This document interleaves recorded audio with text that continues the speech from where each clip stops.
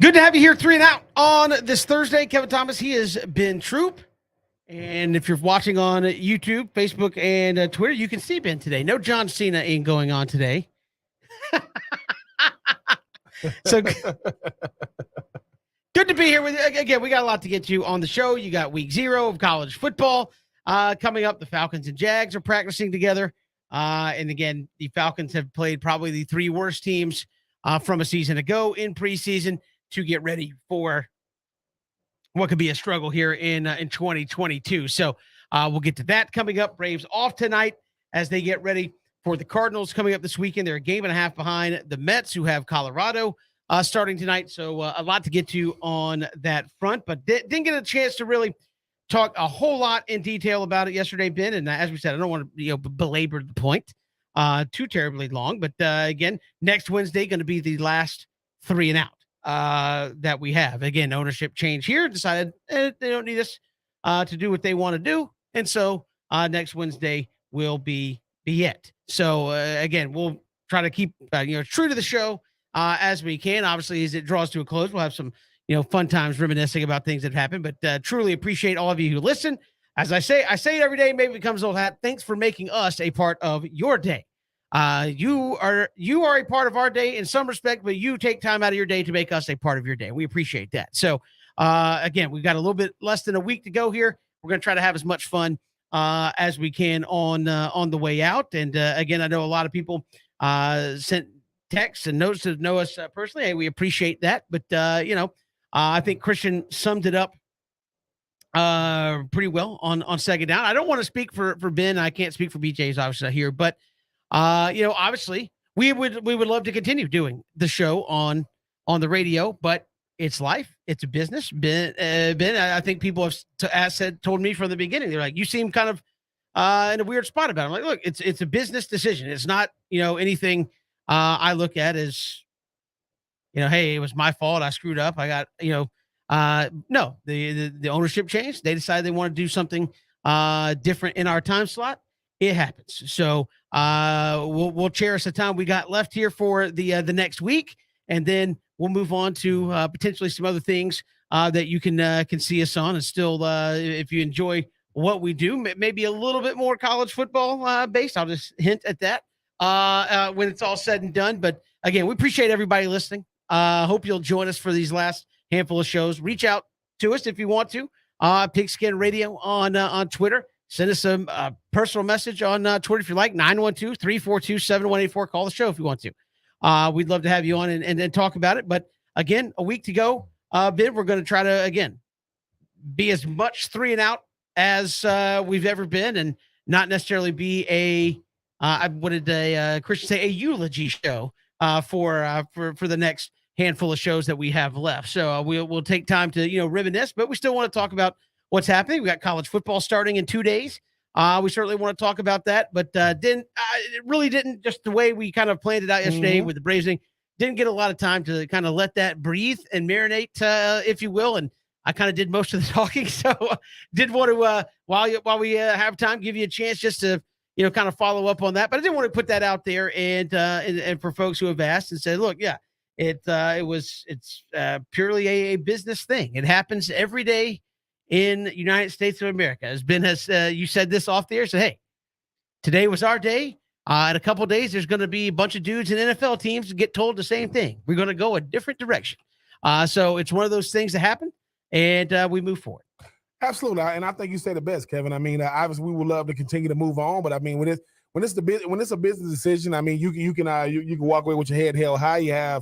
It's not going to be a eulogy show. We're going to be ourselves until this thing comes to an end next week. And we have definitely enjoyed it. I mean, we appreciate you guys taking the time out of your schedules. You, like Kevin say, make us a part of your day. I hope we made you laugh more than anything else. Obviously, we're going to talk to you about the Braves, and we talk to you about the Falcons. We talk to you about, the Dogs and the Gators and the Vols and, and the Sun Belt, SoCon, ACC, SEC. But we talked about our lives. You hear our kids bringing us back off the show. So, our kids have definitely been a part of the show, not as much as they want to be. They just want to be them. They in their mind, we've been doing it way too long. Hey, man, move out the way. Y'all just introduce us and we'll do the rest. But no, it has been an incredible ride, man. You appreciate, I think you know it's been fun when the time just goes. And look, I always say this: when it comes to anything in life, everything has an expiration date on it. Everything does. And no matter, look, there are people that's done things for 40 years, and people go, "Hey man, I'm gonna call it a career." People like, "Hey man, that's it." Well, yeah, I've been doing this thing long enough to have kids and grandkids, and that hasn't been our existence. But I think that, like I think you said the best, Kevin. Man, we've enjoyed it, man. Like you guys, from the call-ins to us just having fun on the air. Because the thing about on air, live radio, everything happens right here in real time. There is no, oh, let's edit that out. No, you already said it. You already did it. Adding the digital aspect of things only added more. So we kind of like added more to the family. We appreciate y'all, the comments, the concerns. But no, man, even everything on Twitter, man. I mean, some of y'all make a person really, really feel like somebody with some of these comments. Some of y'all, like, hey, Ben, man, just tell me where they are. I go holler at them. No, it's good, man. We like Kevin said, man, I mean, you won't be hearing us on certain airways, man. We still going to, try to make this thing pop, as we move on. But no, next, Wednesday, I think is our last show. But we're going to have fun until then. We're going to still be ourselves. Look, if you see Welcome to 3 and Out and Kevin Thomas is just bawling out crying, something dramatically bad has happened. So much so that his missus will come up in here and go, "Are you crying?" Yeah, man, because somebody said so. It's going, but no, we appreciate y'all. And like I said, we're going to keep doing what we're doing until I think we owe it to ourselves. We owe it to our listeners. We owe it to everybody that has everything to do with the show to continue to be ourselves until it's over and done with. But yes, it does go by fast, but we have enjoyed y'all. Yeah, again, I will say this. There's nothing quite, and I was not a professional athlete, Ben, so I only will speak for myself. There is still to this day, and again, I've been doing this for almost 22 years.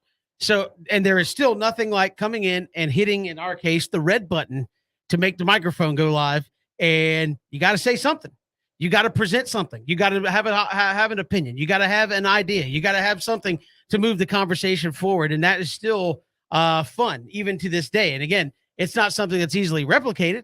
But I used to tell people, they said, "What, I think that sounds like a fun job." I was like, okay. I used to tell people, go home and start talking for 10 minutes straight.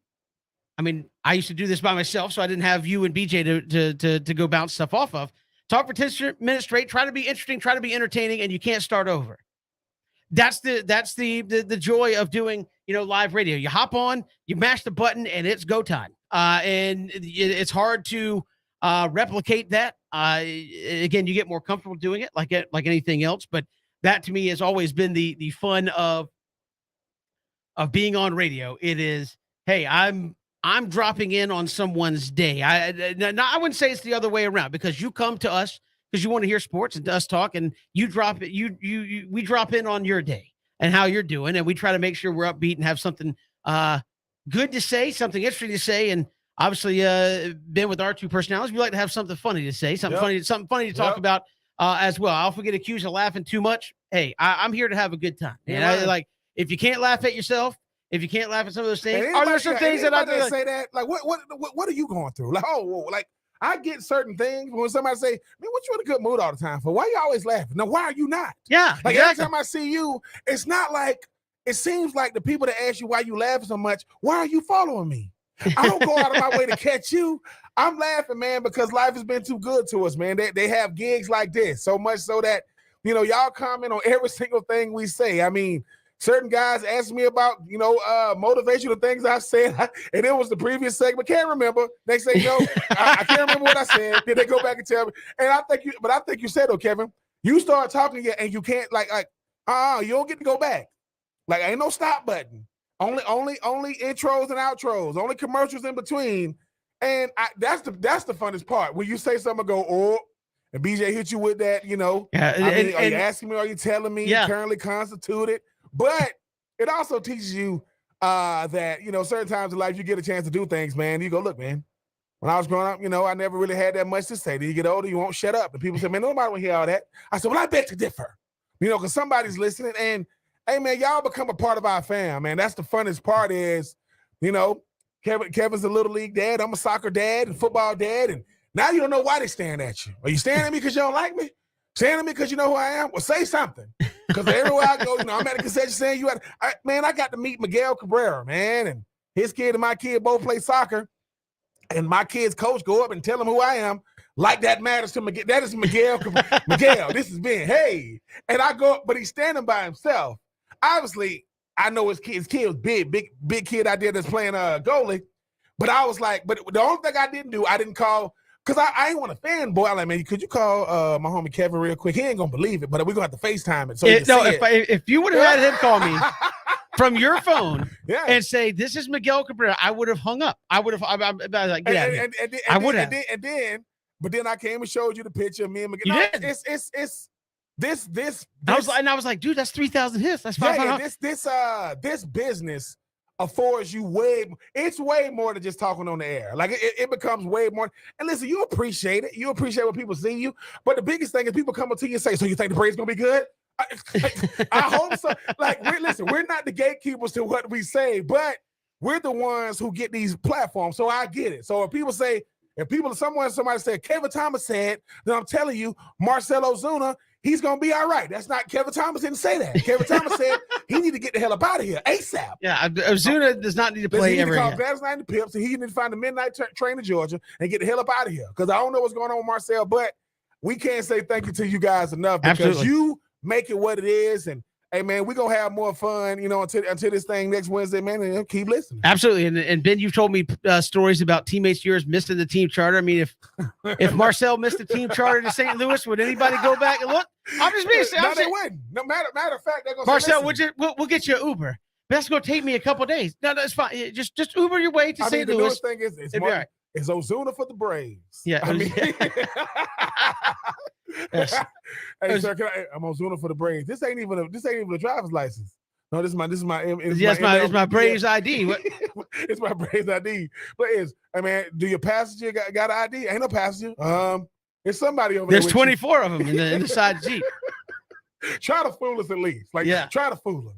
Ozuna for the Braves. No, that's not me. I just look. That ain't me. I think it's today. Like to me, back in the day, I think that would work. I know we're bringing up the old story, but like back in the day before body cams and cell phones and stuff getting posted to Twitter and Facebook and Instagram like immediately, I think, hey man, I'm Marcell Ozuna with the Braves. That might have worked. Now you're like, I'm not Marcell Ozuna. Please get those cameras off me. That's not me. That's somebody else. Yep. I know you think I'm Marcell Ozuna, but I'm not. Move along. Like, don't post this. Because everybody's going to see it at that point. Yeah, that's what Kevin, too much is giving much required. And Marcell, come on, bro. I mean, you can afford an Uber. I know you can afford one. I mean, you just happen to be, I don't know, in a BMW speeding down the highway. No, we're not going to catch him. No, man, it wasn't a fast BMW. All of them are fast. And they called him. 3:30 in the morning. I'm going to the after-hours spot. No, you're going to the breakfast spot. Maybe if he would have said, where you going? Going home. No, I'm going to the after-hours spot. Like, you ain't never been? Wait, what? Going to the after-hours spot. Do they serve waffles? You got a game later on today? Yeah. Marcell, what are we going to do? Creativity, I'm telling you. Yeah, what are we going to do? We got a lot to get to. We don't want to turn it into the eulogy show, but again, we've got till next Wednesday, and we will hopefully you will be with us the rest of the way as we close this thing out. But we're coming back. Hey, we got week 0 coming up. Falcons and Jags are playing on Saturday as well, final preseason game. And what on earth are we going to find out about any of this moving forward between these teams and all of these? I mean, do we even need preseason anymore for the games anyway? We'll get to that next. It's 3 and Out on the Southern Pigskin Radio Network.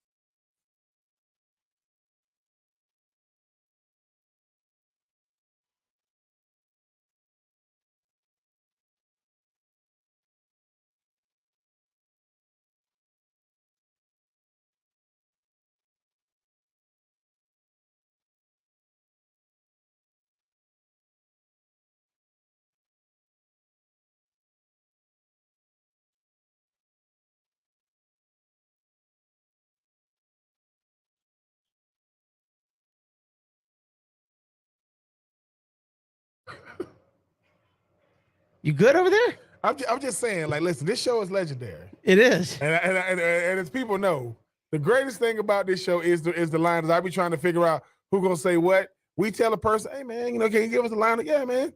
You say, man, Dale Davis, man, welcome back to 3 and Out. Dale Davis, NBA legend. Wait a minute, bro.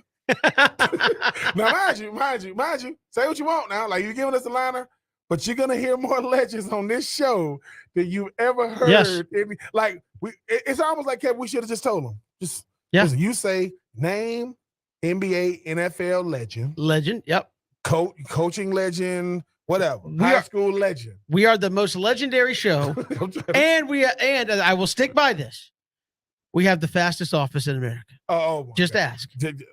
I know one time went around the office, a lot of people who didn't have to go on the show to back up their take. We did a quick little thing and said, "How fast do you think?" "Oh, I'm 4'6". I'm like, "Bro, you sit at a desk and you're 30. Like, what are you doing?" But yeah, we had we had a young man that worked with us for a little bit who said, with a straight face, he could run a 4.4. And BJ said, "You realize like less than 1% of people in the world can run that fast." We have the fastest office, of course, in America, without question. And they say it so fast. 4-4. They say 4-4 in a conversation. Keep going. You be like, wait. Yeah, like we weren't going to check them on that. I said, you do realize the most well-conditioned, athletes, on the planet, who all they did is train for this, it's not getting 4-4. He like, and there it is. That ain't me. Oh, and there it is. It's almost like like Kevin, like Drake London, top receiver drafted, first round pick, top pick of Atlanta. Every time you see him, shallow cross. Yeah. Every time you see him, a little 10-yard in. And the words of the Orlando, and I quote, he can run the go route. They just won't throw it to him. Is that like one of the all-time statements on the show? That is. Where it's like, oh, he could do it. They just won't let him do it. Well, that sounds a lot like he can't do it. I mean, have you don't even hear evaluations like that. Like, what do you mean? Like, listen, best hitter on our team? Yeah, we don't let him hit. Why? Because he can do it. Best I've ever seen. We just don't let him do it. Why? We don't want him to mess up the confidence of the pitchers. And I said, no. That doesn't go together. Like route trees. All right, here we go. I'm gonna throw this out there. And you can't chalk this up, but I mean, if he's going to be the deep threat, will Drake London have a reception over 40 yards this year? Like, well, okay. Like catching it at 40, I'm gonna say no. Like catching at 40, no.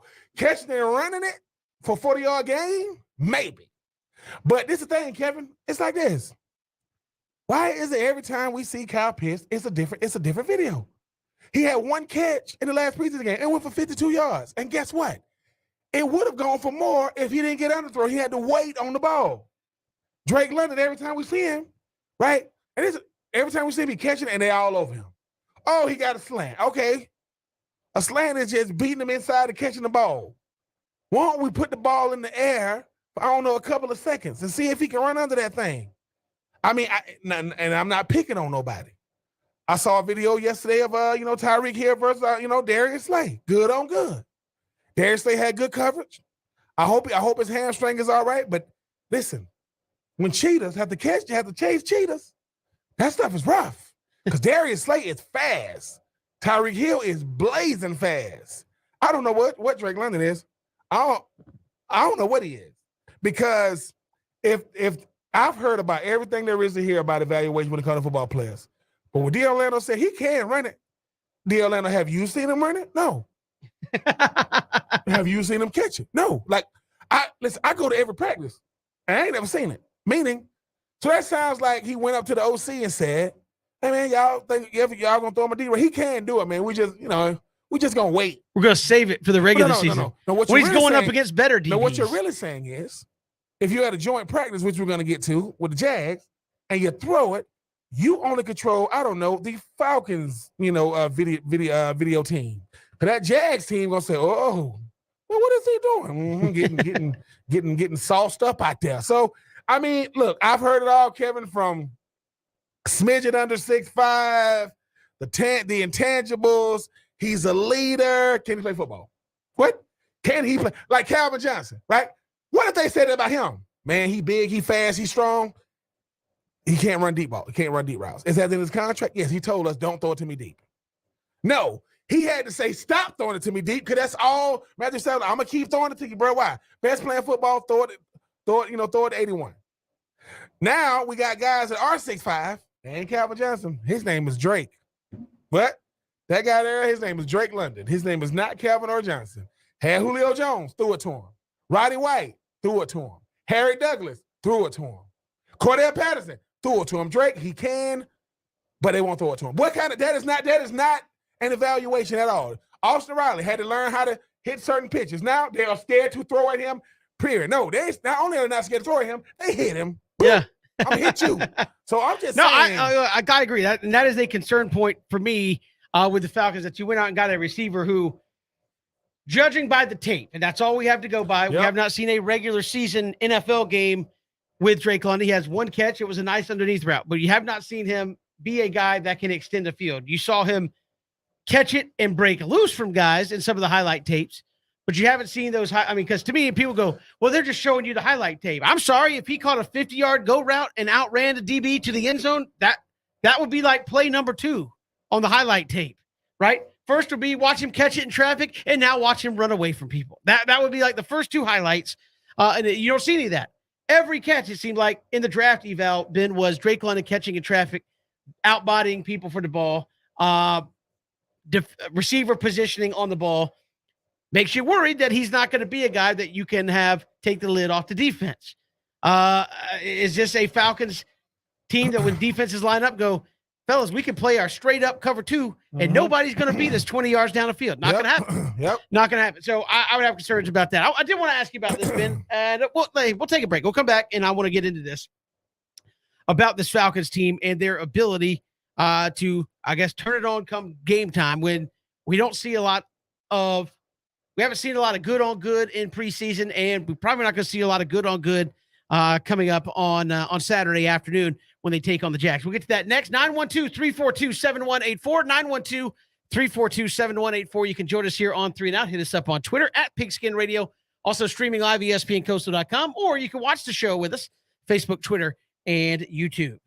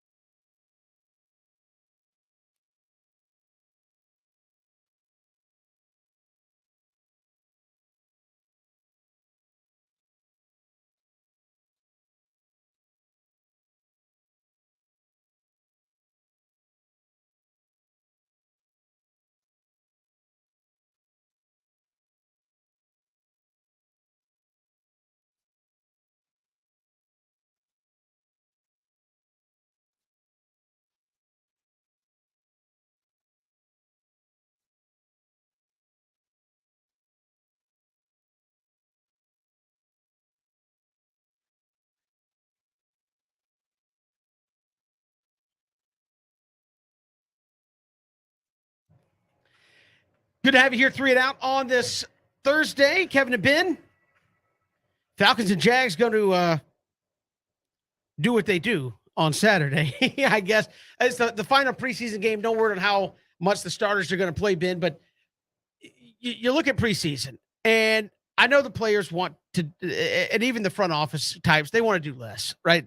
So much money, don't want to get guys hurt. But these preseason games, on some level, are about as worthless. I mean, they were already, fairly worthless, but they're about as worthless as can be right now, right? Because it seems like all the teams now have gotten into these joint practices, and we're going to do joint practices, and we're going to get after it. And then when it comes to the game, nobody of consequence is going to play, and we're going to go through the motions, and the game's going to be over, and we'll call it a day and move on. The Jets played no starters last week. That's the second preseason game. Are they going to play any starters in the third preseason game? Probably not. So you look at it now where we've gone from, hey, there's too many preseason games. The starters aren't playing very much, maybe a half in one preseason game, to now there's 3. And teams last year, we saw the Falcons didn't play any starters in any of the 3 games. And we're seeing teams do this in favor of these joint practices. Are the games now, I mean, you can at least say, hey, we want to get something on tape. Well, they tape all these inter-squad practices. Are the preseason games now just completely irrelevant outside of television putting something on the air? No, because it doesn't seem like anybody gets anything out of doing them. It's all you hear more about what really showed out was what we saw in the inter squad practice this week. I do think you still get something out of it. I think what happens is, though, Kevin, now that you go from 4 to 3, that means that the players who need the most evaluation get less looks. So that means that the inter squad scrimmage. Do they? Yeah. In the game? Well, I mean, the starters are playing one series in all 3 of these games. That's it. It seems like the down the line guys are getting all the reps. Well, what I'm saying is the best way to keep players healthy is to make sure they're getting quality work in practice, making sure they're getting good looks, ones versus ones. And that's where the inter-squad scrimmages coming to a lot of, because this is about evaluating. I want to be able to see Marcus Mariota versus the first-team defense for Jacksonville. I want to see the first-team defense from Atlanta go up against, Trevor Lawrence and Travis Etienne and Zay Jones, and Christian Kirk and Evan Ingram and James Robinson and so on and so forth, because the eye in the sky don't lie. The thing about the preseason games is that's when you're working on stuff. Hey, let's see you work the 2-minute. Let's see you work short yardage. Let's see you work the friend zone, the money zone. Let's see you work third and short, third and long. Can we execute a pass rush? Because I'm sorry, Ben. I thought you said the friend zone. I was like, no, not the friend zone. Well, you might as well call them the friend zone because they sure as hell ain't nobody trying to date them. not Atlanta these days. I'm just saying. So I'm just saying. I mean, you've been the friend zone a long time to Manam, and I think she really started to like you, man. She like going shopping with you, man. That girl ain't worried about you, man. Anyway, I just think that as a person that when I first got drafted, we did an inter-squad scrimmage with Atlanta.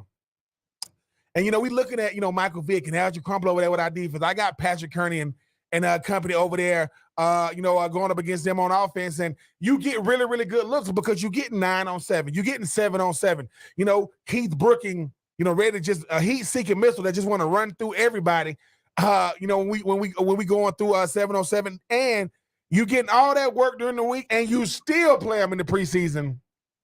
And I remember, having Michael Vick going for a quick second, and Jeff Fisher saying, Keith Bullock, you the quarterback spy.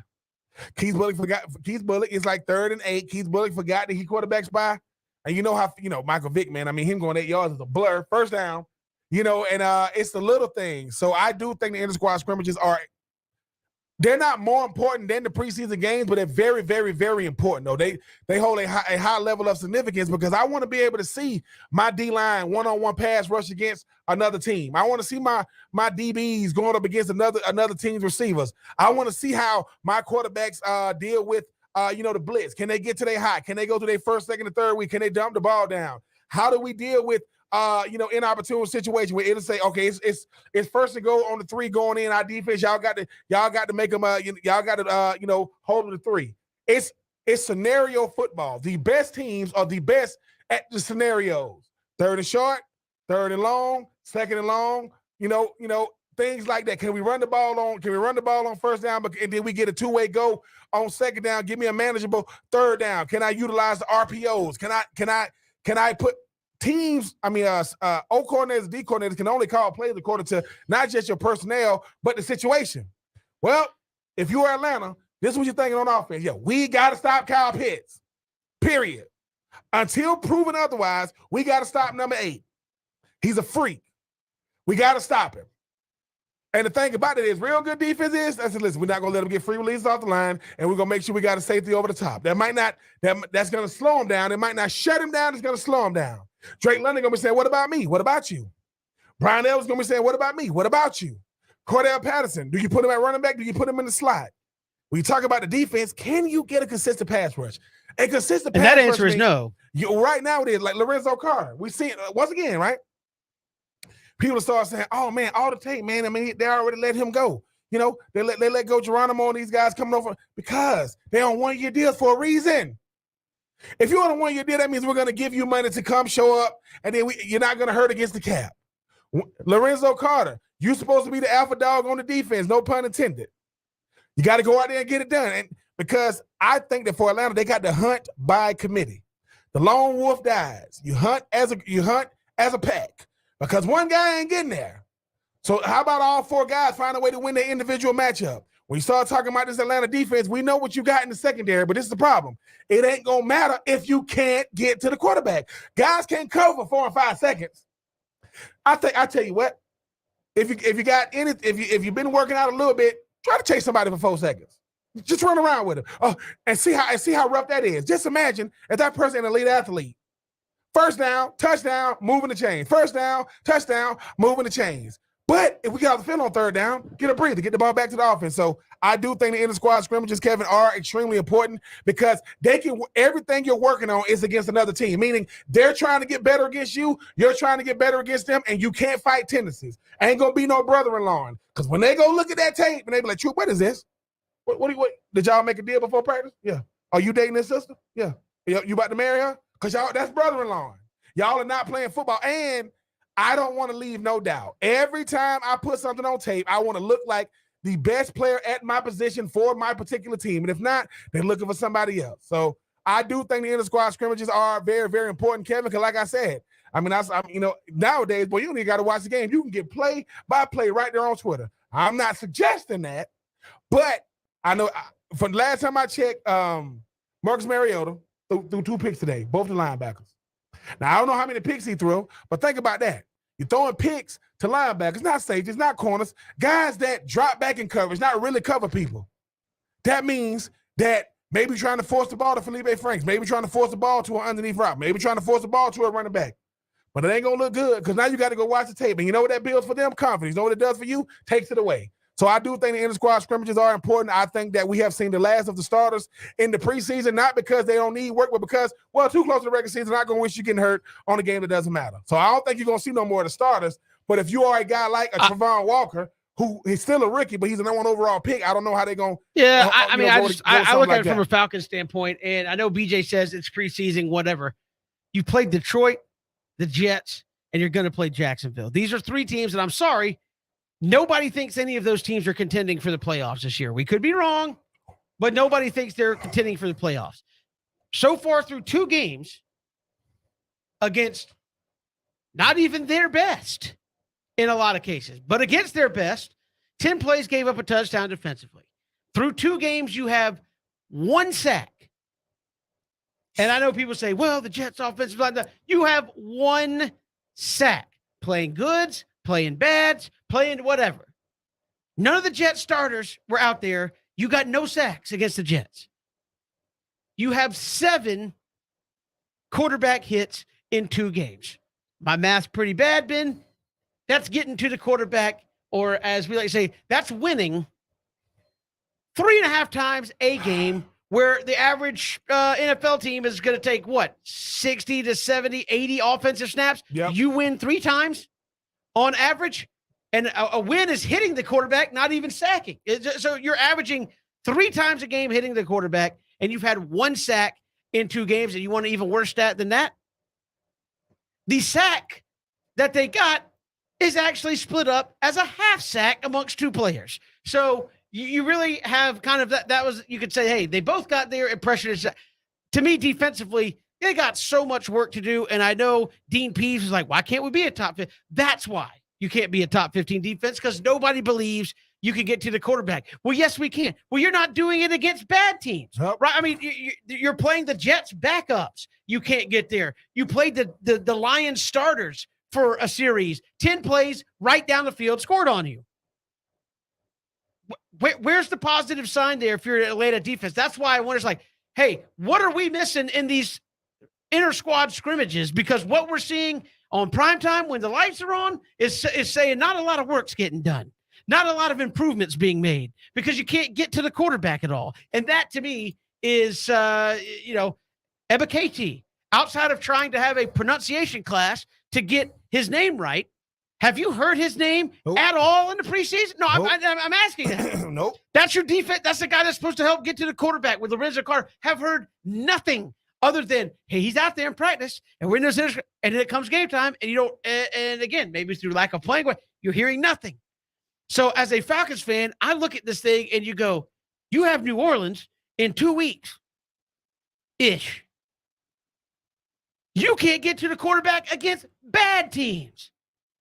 How are you going to get to the quarterback against the good teams? And to me, that's where I think teams like Atlanta have, put way too much stock in these inter-squad practices and maybe not enough in, hey, let's actually try to scheme something up here in prime time with the lights are on when we're not going, hey, we got to run that situation back. Because that's how it goes in these scrimmages. It's not, hey, you got sacked. No, it's all right. Hey, put the ball back on the 20. You hear the word reload. And you make a great point. Look, everybody want to say, oh, he can do it. No. Practice is the game. When I'm in college and I'm saying, hey, man, if they don't throw you the ball Monday through Friday, why would you think they saving you for Saturday? No. You do it. Oh, listen, the goal is to do it over and over and over and over again. Devontae Adams, But at what point, if you're on that Falcons roster, are you sitting there going, again, unless they're seeing something in practice that we aren't seeing when it comes preseason time, what makes you, if I'm Dean Pease, I'm sitting here going, fellas, we got a game in 17 days and we cannot get to the quarterback with the guys we have. It's daunting. It's daunting. But at a certain point, Kevin, it's like with anything, man. You got to look in the mirror, man. You got to say to yourself, listen, man, I get paid to do this. I don't care if you're getting paid. I do care, but it's like, no, but I'm saying getting paid, not getting paid, they can't get there. Yeah, but what I'm saying is, too, it's almost like what coaches do, what really, really good coaches do, they help you understand the severity, right? And and just like how dire the situation is, man. You guys are playing. It's like a scenario called House on Fire. If your house is on fire, I don't care how you're feeling. I don't care what's going on. You are gonna get out. I don't care how you feeling. And the problem is the house isn't on fire. You just see smoke. And you just, oh, let me see what's going on. No, man, you got to play like this is all you got, because it is. At a certain point, the culture of the defense in Atlanta is bad. And somebody got to say, dude, ain't y'all sick of this? Like, seriously. And I think that's the thing about playing for, like, A.J. Terrell go, yeah, I play for them. Grady Jarrett go, yeah, I play for him. Man, and you know what they're really trying to say? Man, what's going on? And because of professionalism, you're not going to say it. What do you say about your teammates when you're by yourself? That's how you really feel. And the thing about it is, if a D coordinator is going crazy, sorry, coach, you just call plays. Dan Quinn was literally hired to shore up the defense and didn't do it. So all I'm saying is you got to play like the house is on fire, Kevin, because at the end of the day, I don't care what they do on the offense. They could light it up. They got to stop the other team. Hey, man, Atlanta scored 40. They lost 42-40. And I actually, as sad as this sounds, I actually feel okay about the Falcons offense with Mariota. If Desmond obviously getting schemed up, it's going to be a little more interesting, but I actually feel okay about the Falcons with Mariota, maybe running the ball a little bit, at least being able to move the football. Defensively, man, I don't know how, again, they're not going to go not getting off the field for a season, but consistently, it's going to be a long year on that side of the ball. If somebody doesn't step up and help that front seven. I know Grady Jarrett hasn't been playing enough. I'm sorry. Love Grady Jarrett. Mm-hmm. Do you think he's going to be Aaron Donald all of a sudden? No. There's only so much he can do. Yeah. I look at this thing. It's like, if you can't get to the quarterback, you can't even hit the quarterback. It don't matter that it's Jameis Winston back there. If you can't get to him, what difference does it make? right? Pro quarterbacks can pick you apart if you never hit them. So I look at the Falcons team right now, and I actually feel way better about a Matt Ryan-less offense, as sad as that is to say, than I do a defense that should be better than what it is. And they haven't shown me anything in preseason. Most people will say that the Bosa brothers are the premier pass rushers in the National Football League. They're not the only ones. Nick Bosa, the younger brother of Joey, he's going to year number 5. Or no, he's going into year number 4. Right? People think, oh man, he's got to be 30, 40 sacks. He has 24 and a half. His best year was last year with 15 and a half. That was his best year last year with 15 and a half, right? All I'm saying is the art of the sack might be the hardest thing to do in football because I got to run through somebody and hope that quarterback stay on the spot, win, and get the sack. That's not easy to do. That's why, Kevin, we said it. What's the hardest thing to do in football? Double-digit sacks. Double-digit. 8 and 9 is phenomenal. 10 and 11, you that dude. And the thing about the Falcons is they're not getting double digits collectively. That's a problem because that means that even if you win it, listen, people say, he had 10 sacks on the end of the year. When did he get them? Is he getting them when it matters? Or is he getting them because they're down by 21 and the other team? Like what? So I do agree that put the pressure on the guys that act as if the pressure don't matter. I'm not speaking for the D-line, but they're going to have to do something. Y'all going to have to make it up in y'all mind, man. You can't just cash checks every Sunday. You got to earn your bread. And if at the end of the day, we're not getting any sacks, that means now it is 11 versus 4. Because that means that them back four, that back end, they just out there running for their life. They're going to be the most well-conditioned, out-of-shape players you ever seen because they're going to be like, dude. So all I'm saying is, Richie Grant, boy, did you picked a hell of a time to start in the National Football League, sir, because you got I better get it done now. They got to work cohesively with each other. We got more to come here. It's 3 and Out on the Southern Pigskin Radio Network.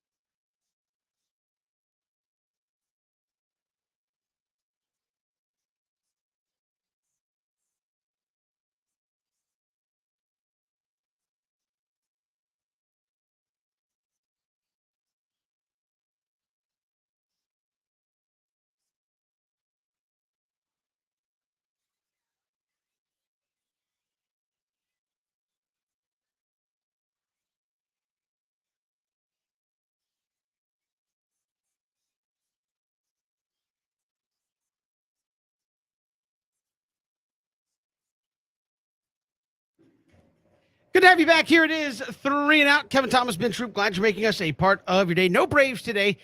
They are off. St. Louis coming up on the docket this weekend in a big series upcoming. St. Louis would be in the playoffs if the regular season ended today. And so you talk about the importance of winning the division. If it ended today, Braves would play the Phillies and then would have to play the Dodgers. Woo. The Braves win the division right now. They would have to play the winner. They would be in the second round. They would have to play the winner of the Padres and Cardinals. So maybe a little bit different route there, despite, you're going to have to go through the Dodgers, probably, maybe the Mets again. But Yeah. if you win the division right now, you're game and a half out. A lot different. You get to skip around and get ready to go for the divisional series if you can do it.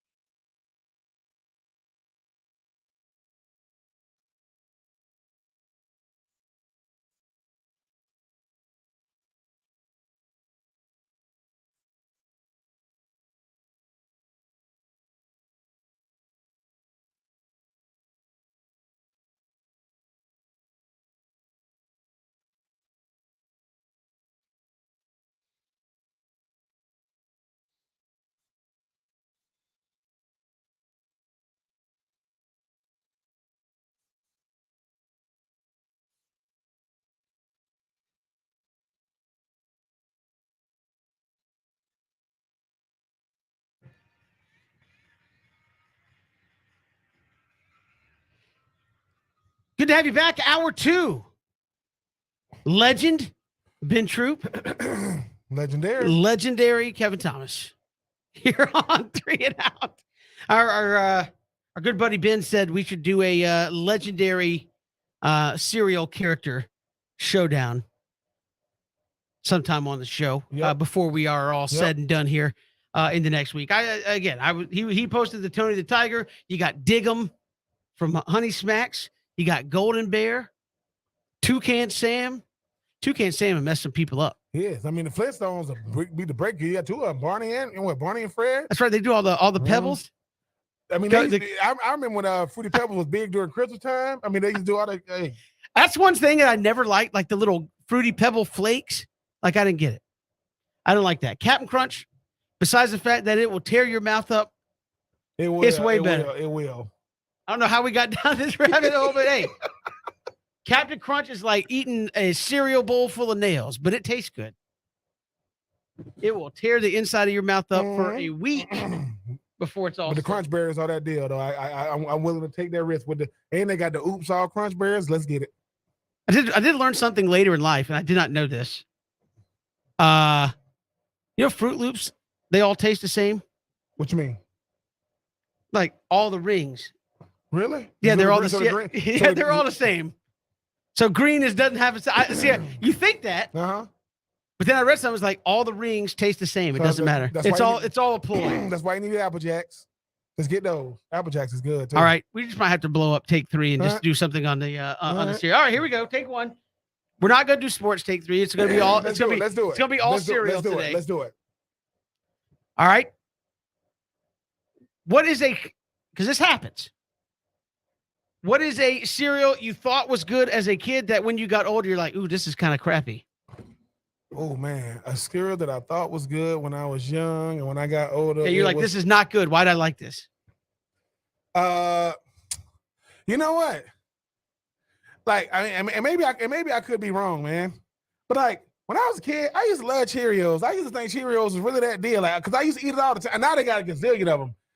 Cheerios. You're talking about plain Cheerios. Yeah, plain Cheerios are trash. I don't care how, because this is the thing, right? No, people get mad. And this is how you know, Kevin. This is how you know. There are a gazillion flavors of Cheerios now. There are like the one box you don't see is that yellow one. Remember they used to have, now Honey Nut. Hey, but just plain Cheerios without loading it up with sugar is trash. I don't care what no one says. Plain Cheerios is awful. It really, really is. And to anybody that just eat, cornflakes, just cornflakes, like no, not. Can you even find those anymore? Because they trash. No, they are. They are. They weren't that bad, are they? No, Kevin, let me tell you something. Okay, I mean, I'll take your. Late. It's been a while since I've had it. Late night cereal lets you know how good they are. It's late at night. I just want to get some cereal and I want to pour the milk in it and listen. Who was it we had on the show that said they poured the milk in first? Yeah. Who said they did that? I can't remember. But somebody came on the show like a psychopath and said they poured the milk in first. If you pour your milk in that bowl and you put your cereal on the top, we need to holler at you, man. Something we can't wrong be friends. With, plain Cheerios, cornflakes. I'm sorry, man. They are, and I got to say this. I've done this. They trash. Raisin Bran is trash. I don't. No, it's not. What are you talking about? Oh, Raisin Bran is awful. That's a bad take, Ben. All right, it is. When last time you had Raisin Bran? Probably a couple months ago. I like Raisin Bran. No, I will say this.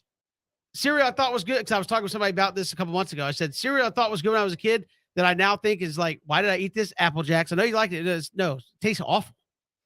When I was a kid, I was like, oh man, these are great.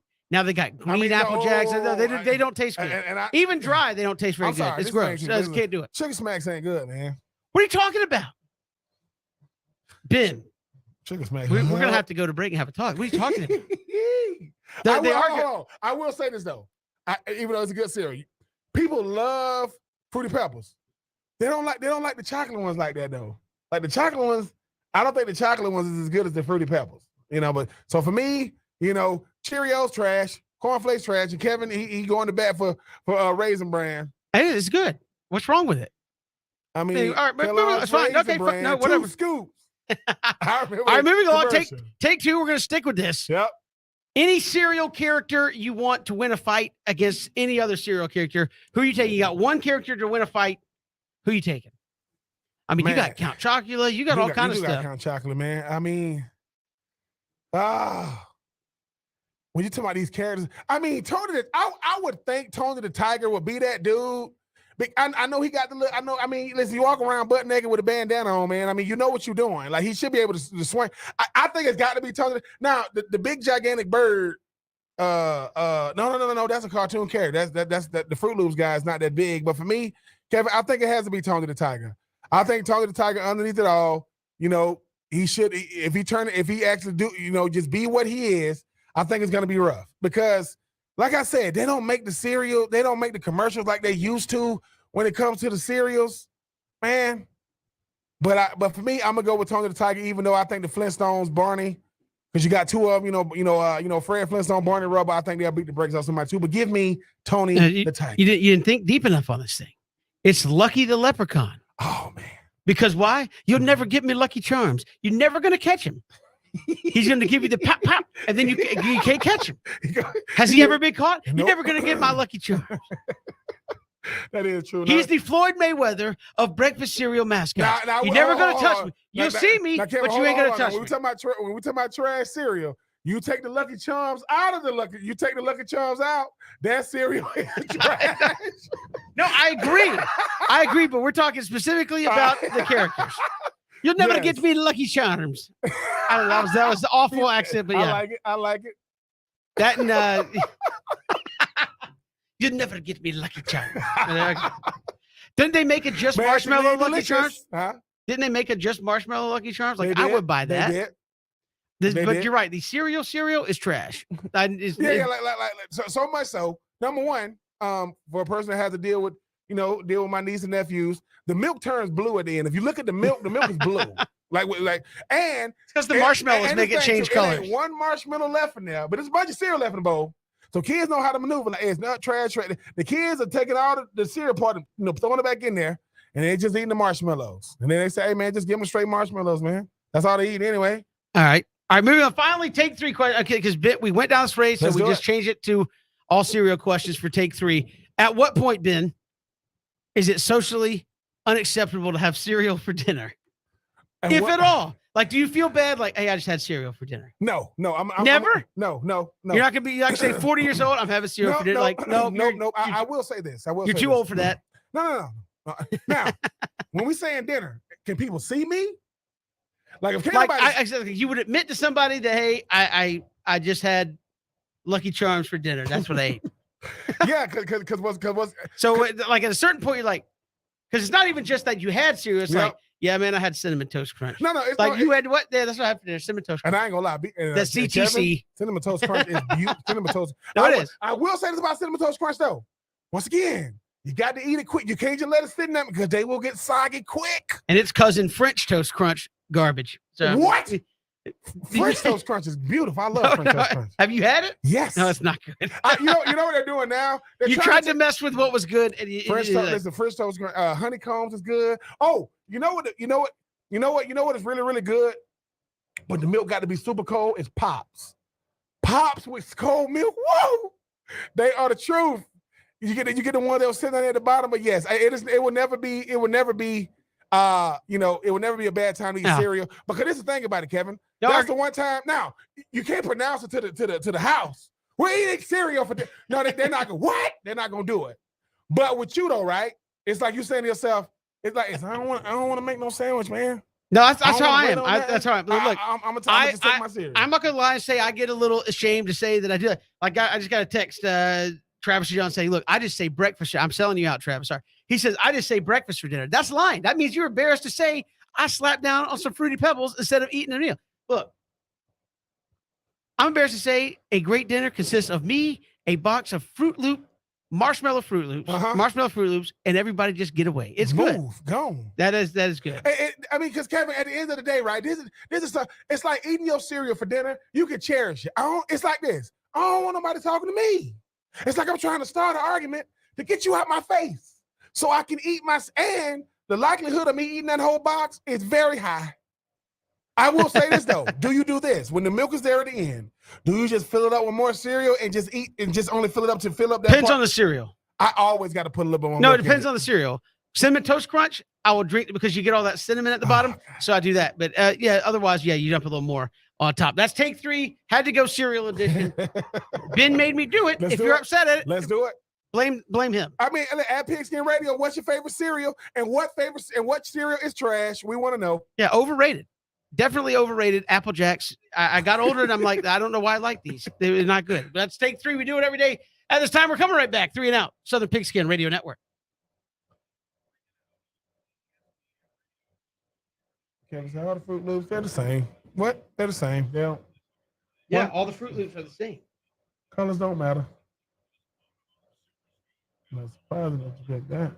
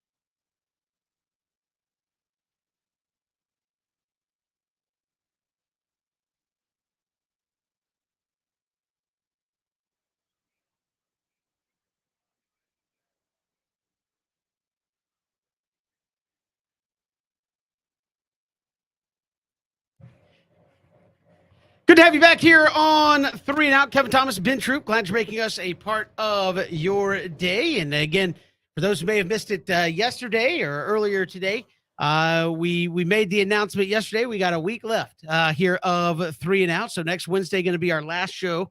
Having ownership change, they decided they're going to go a different direction in this time slot. So we appreciate being along with us. Hope you'll stick with us this last week and live it up and have some fun with us down the road as we go through all these legendary rejoins, Ben, and relive the legendary. I'm just going to keep saying legendary because it's used so much here on the show. So we're going to keep talking sports in the spirit of the show. But if you're just joining us and you missed it, haven't heard, again, we will have a show up until next Wednesday. That'll be our last show. And then we will be on to some other things. So appreciate you listening. And Ben, the Braves off tonight. And I'm enjoying. This is what sports is all about. All these Met fans who are like, oh, the Braves, they're getting a lucky bounce and a lucky run. It's like, you got one of these most struggling teams in Major League Baseball, the Yankees, and struggled. Okay, the Braves got the Pirates. Braves did what you're supposed to do with the Pirates, which is beat them 3 in a row. I believe the Mets get to play the Pirates the same number of times this year as the Braves do. So can we quit the whining? And I know just Met excuse after Met excuse. I saw somebody today say, oh, you Braves fans probably thought you'd be in first place already. It doesn't matter who's in first place on August, whatever today is, the 25th. What matters is who's in first place at the end of the season, because we looked at potential playoff outcomes. If the season ended today, if you win the division, you don't have to play in that wild card round. So it is important. It is important. Both the Mets and Braves feel really good about where they're going to be. I will say this, Met fans. Why did you practice winning the World Series last year in spring training? You want to talk about what the Braves do? The Braves won 4 divisions in a row. The Braves have won a World Series last year. You practice winning a World Series at spring training. Why don't you worry about yourselves? But this is fun. I mean, you get the Braves going up against the Cardinals, who, oh, by the way, are a playoff team at this moment. Mets get the Rockies starting today for 4, who are a bad baseball team. If you lose 2 or 4 to the Rockies, that's your fault, right? That's an easy turn in the schedule. But this Mets-Braves thing has been certainly a lot of fun to watch pick up steam as the season has gone on. It really, really has, and it's something you say, Kevin. I mean, yeah, it's not Boston, New York, right? It's not the Dodgers and the Giants, but it's close. It's close. And the thing about it is this: it's because it's 2 teams that know that most people didn't. The Mets get a lot of traction because they're in freaking New York with the Subway Series, and I get it.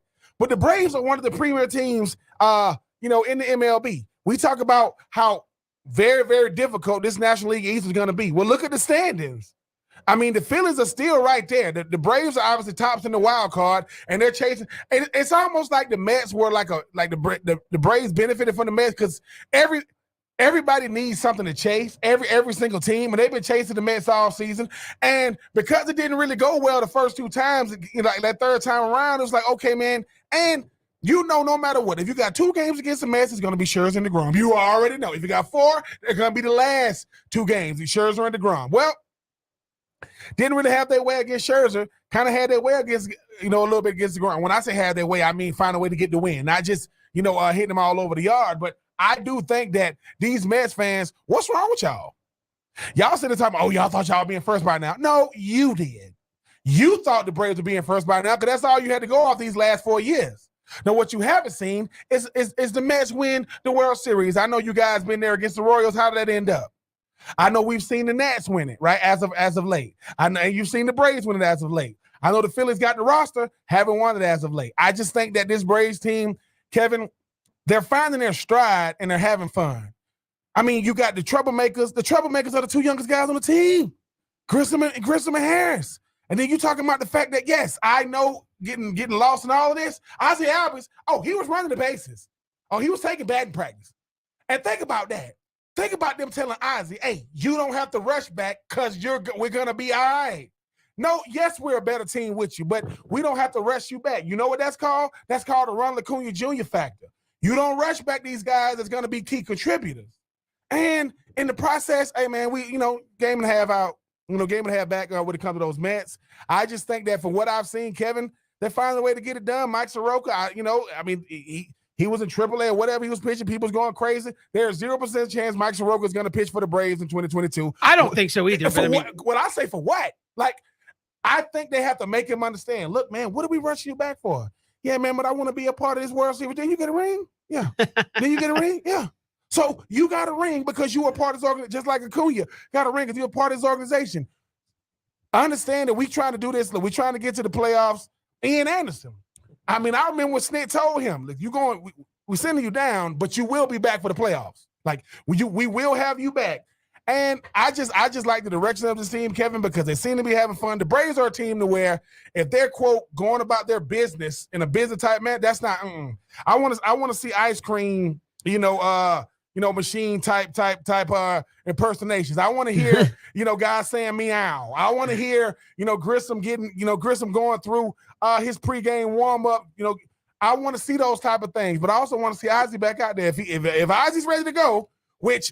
You tell me, Kevin, if he's there, do you put him back at second? Do you move Grissom to left field? 100%. Because the one thing that we ain't talking about enough is guys getting new contracts, being in the league, being in the bigs 2 months.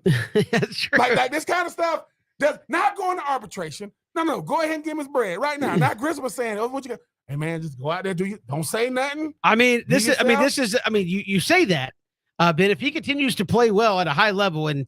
I think he will. If he continues to play like this, he will be on the playoff roster. He will play in the postseason. If he has an excellent postseason, I wouldn't put it past Alex Anthopoulos to try to lock him up moving forward. But Ben, I think yes, you move on Grissom to left field, and you say, well, he plays shortstop. You know what? Chipper Jones played left field because the team needed him to. Yep. Austin Riley played left field when Josh Donaldson showed up because the team needed him to. Yep. Freddie Freeman played third base because the team needed him to do it. So, you've seen guys do this in the past and say, look, it's more important that you're out there, not necessarily as important where you're playing. We need you out there, need your bat in the lineup. And Ben, just being honest, can 21-year-old Vaughn Grissom play left field any worse than 32-year-old Marcell Ozuna? No. I don't think so. No. I certainly don't think so. I don't know who the best. I don't know who the best left fielder is in the bigs. I know who's the worst. I know who's the worst. And to me, Kevin, he's such a liability because he's such a. I don't even want to. He ain't even 50-50 at the plate. He's swinging so hard. Like, dude, I'm just trying to make contact and knock it out of here. Off the field distractions. Look, off the field distractions. Mike Soroka. Guys dealing with injuries.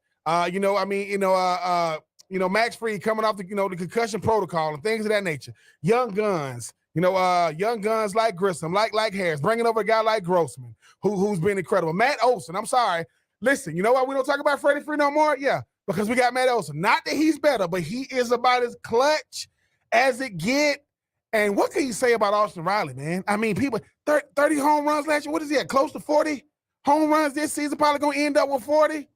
$212 million extension. Shout out to Austin Riley, man. I mean, life comes at you fast, sir.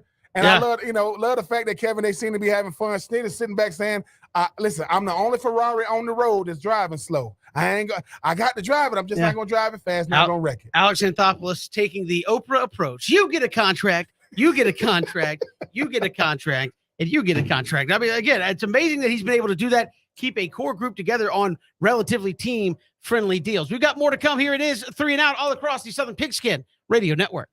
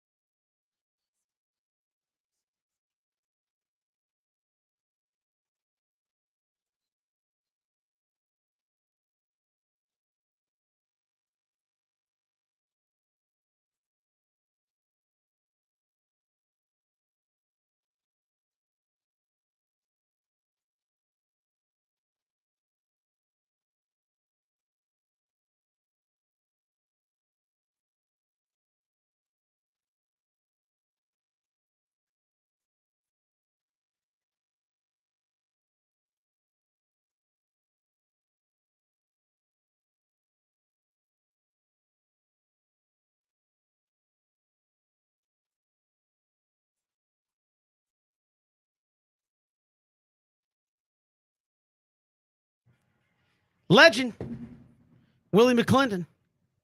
And Ben, I don't know if did we actually talk about it on the, I know I said something to BJ about it. I don't know if we actually said anything yesterday, but Willie McClendon going to be the honorary captain for the Georgia Bulldogs when they play Oregon a week from Saturday. And then his son used to be at one point the offensive coordinator. But his son is still on staff there with Kirby. Yeah, no, his son used to be I think they stole him from Oregon. That's right. Yeah, he was like the OC. I think he's been the OC like a South Carolina in Oregon. But yeah, listen, it's gonna be a McClendon. Whoa! So his son is on the staff. Yep. He's gonna be honorary. Yep. Starting right tackle Warren McClendon. So it's gonna be McClendon's everywhere. Yep. For the first game. That is true. And then for Oregon, they had to scour the country. They got Marcus Mariota. Oh, who said come Marcus, yeah. Listen, and so he'll be representing Marcus, Oregon. Man, I need practice. Boy, you ain't doing nothing. Come bring your behind over here and do the fake love, the fake hugging Dan Lanning. You don't know him. And then, this thing, though, Kevin.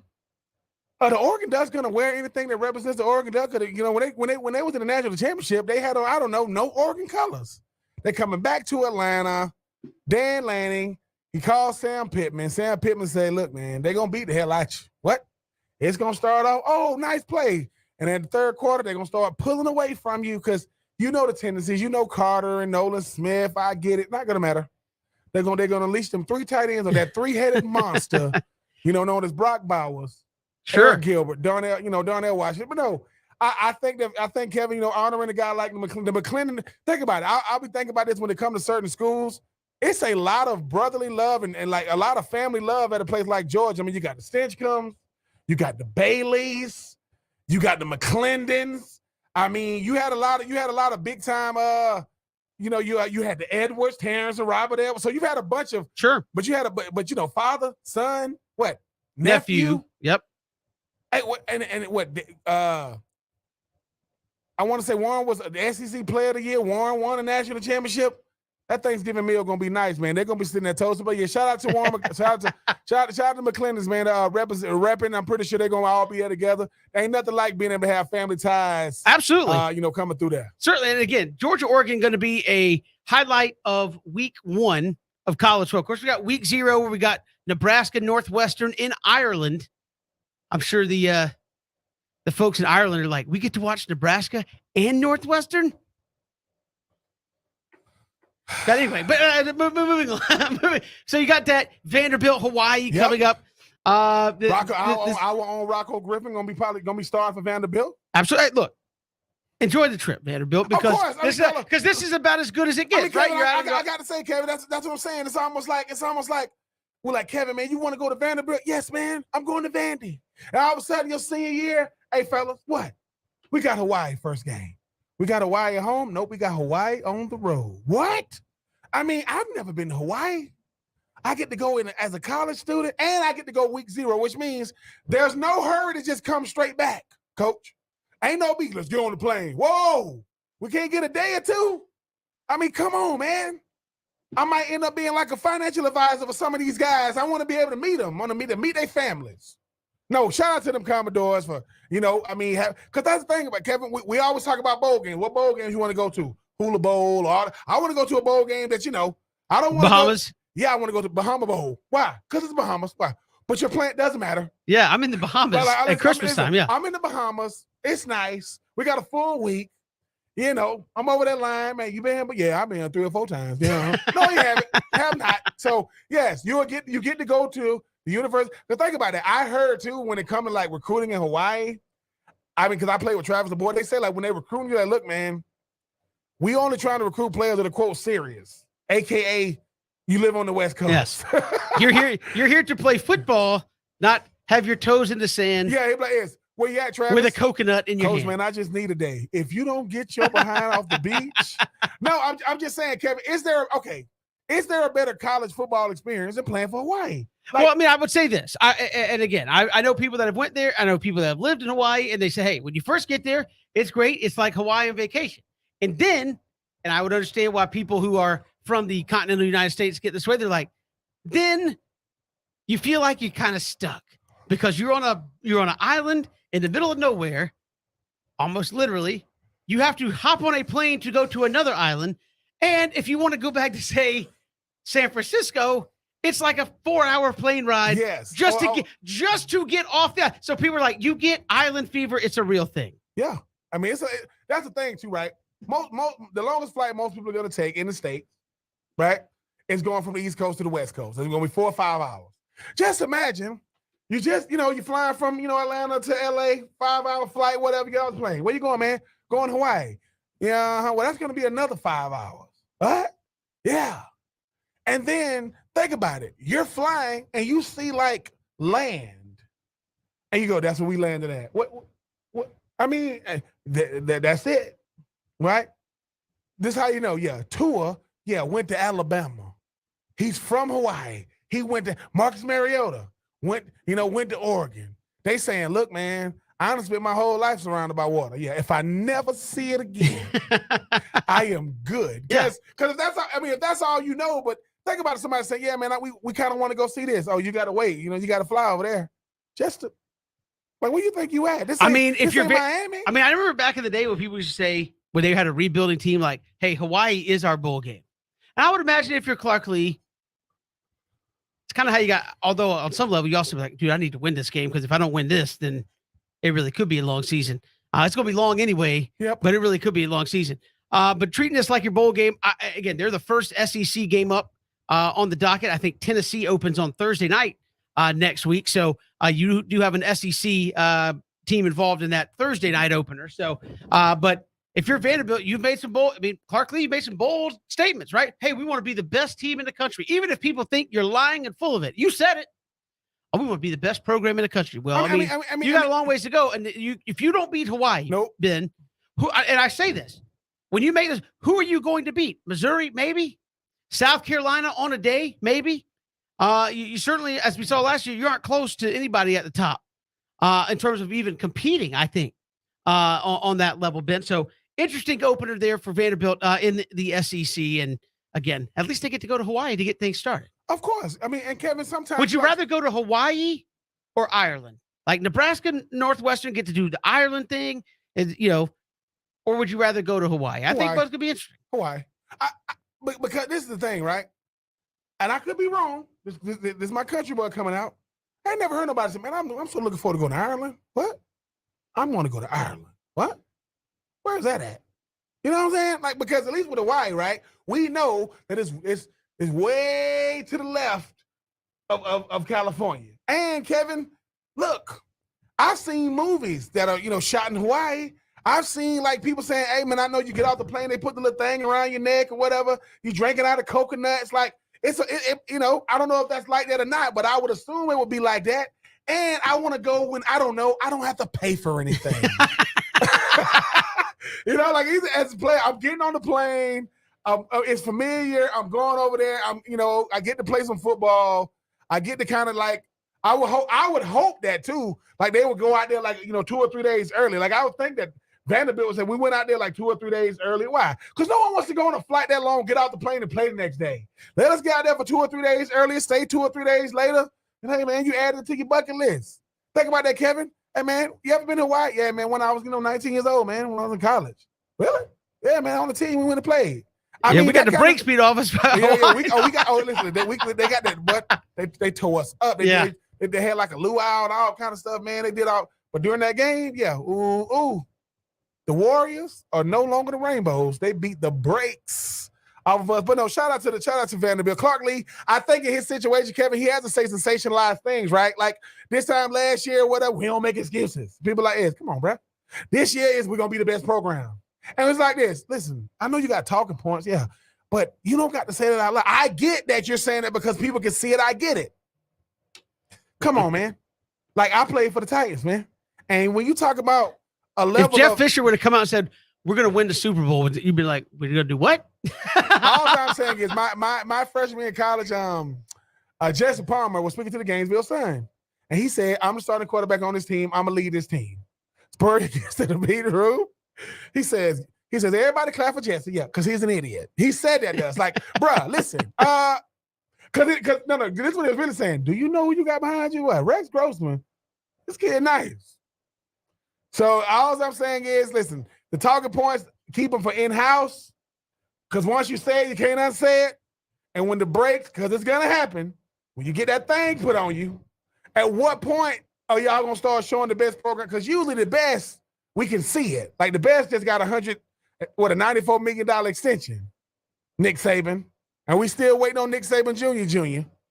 Could you imagine I'm pretty sure Nick Saban got kids. If he got a son that coaches, Kevin, how much pressure is he under? You Nick Saban Jr.? Yeah. Didn't y'all lose yesterday? Yeah. You didn't get that daddy. No. Because Michael Jordan's sons play basketball. It ain't the same thing. You know, Ken Griffey Jr., Ken Griffey Sr., they came out to Field of Dreams. It works out. That is not the norm. Clark Lee, stop saying stuff. If you're going to say stuff like Mike Leach. He knows the crazy things he says, you're going to put the attention on him and not his team. Because when you say we're going to be the best program in America, I'm like, what? Come on, bro. We need to stop. Yeah, I get stop it. the cap. I get it. So again, Vanderbilt going to be one of those games. Again, it's first SEC games. We'll probably take in a few snaps before, as Ben said, it's 10:30 kickoff, pass out and fall asleep. But look, a lot of football around the corner. We'll keep talking college football here as we move throughout the show. Did want to bring this up, Ben, before we have to step aside. He said he didn't want to come on, so we got a message passed along to us. Greg, listening to the show, we got the message from PJ. We appreciate the kind words that were passed along to us. Now, maybe that's not what you said. Maybe PJ cleaned it up. Maybe said, listen here. Why don't you tell these? No. In all seriousness, Greg, we appreciate you listening and appreciate the kind words. Again, I know there's people that listen to us for a long time, and we got a week left of this thing, and we're going to try to make it as much fun for you guys as we possibly can moving out. But Greg, I did want to put it out there publicly. We got the message. I know sometimes you're like, did you actually tell those guys? Yes, they did. We appreciate the pass along the message and appreciate you listening and enjoying the show. And that's why we do it. You know, I mean, I'll be honest, if I want, full transparency. I mean, we do the show for us. I mean, but because it's fun and it is. We get to talk sports and poke fun at one another and make sure that we jump on every misspeak that's ever been said on the show. Yes. We like to do that, right? But I mean that's the first part. The second part is we do it for you guys because Absolutely. Again, it's one of those things where we talk to each other every day and we get the interaction when we see you guys out and about, and when we go out and do remotes, we have people stop by, or when we're out, we've done high school football or what have you, we see folks, we get to talk to them. Again, there's never been a moment where I've had someone come up and say, hey man, we enjoy the show, where I haven't. I mean, that warms the heart because there's plenty of things that a lot of you folks could be doing. Yes. And you choose to spend time with us every day. And I don't know whether it's 10 minutes or 3 hours. And I know there's some of you that are in there for that 3-hour grind. I mean, yes, absolutely. You guys deserve a medal. Good but no, God. but again, we appreciate those guys. And again, I just wanted to let you know that, hey, we got the message and we appreciate it, man. And again, we got a week and we probably still won't be able to say thank you enough to all the folks. But again, if you see us out or have a chance, again, call the show. We would love to have you on. If you want to talk to us, send us a message. Again, it means more to me. I know it does to Ben and BJ. I'm not, I'll let them say that, but I will say it means a lot to me when people say, hey man, we enjoy the show. Cause let me tell you something. In the world we live in, we get a lot of you stink. Oh, you stink. Well, you don't know what you're talking about. You're the worst. You guys are morons. So for everybody that says we love the show, that I will say that means a lot to me personally. Whenever, if you see us out, you're able to pass that along. I'm not like begging for it, but I was saying, if you enjoy what we're doing, I appreciate it. So, Greg, of course we do. Greg, PJ told us Greg called it great. Yes. I want to mention that. Yes, Greg, AC, guys like Brooks, Austin. I mean, it's too many of y'all to name, man. Travis, you done and all you type. I mean, we appreciate you guys. And like I said, I mean, you could be. When I tell you, in the world of entertainment, there is a lot to choose from. We appreciate you choosing us. And hopefully something about us resonates with you to be able to say, man, we're just three guys that enjoy the opportunity to come on here and talk about it, college football, the Braves, the Falcons, the Jags, the Hawks. Thank God the Braves are good. It can get rough. Sometimes it's rough. It's rough. But I will say we definitely do appreciate it, man, because we understand that it's hard to be able to keep anybody's attention these days. And when Kevin was talking about, saying got things like you suck and you moron, he's talking about our family. That's usually them saying it. I know they got burner accounts. I know they're saying they stink. I mean, my first critic every day is not. I can't believe you said that. Okay, I mean, that's what we're here to do. But we appreciate you, sending all the notes and thoughts. And I just want, again, I know sometimes we get that a lot where people call and they're like, no, I don't want to go on it. Like people feel like they're interrupting. Just call the show. It's fine. 912-342-7184. But I know sometimes people say, well, I talked to the other guy. Okay, well, we got the message and we appreciate everything you had to say about the show. So we appreciate it. We got more to come here. It is 3 and Out all across the Southern Pigskin Radio Network.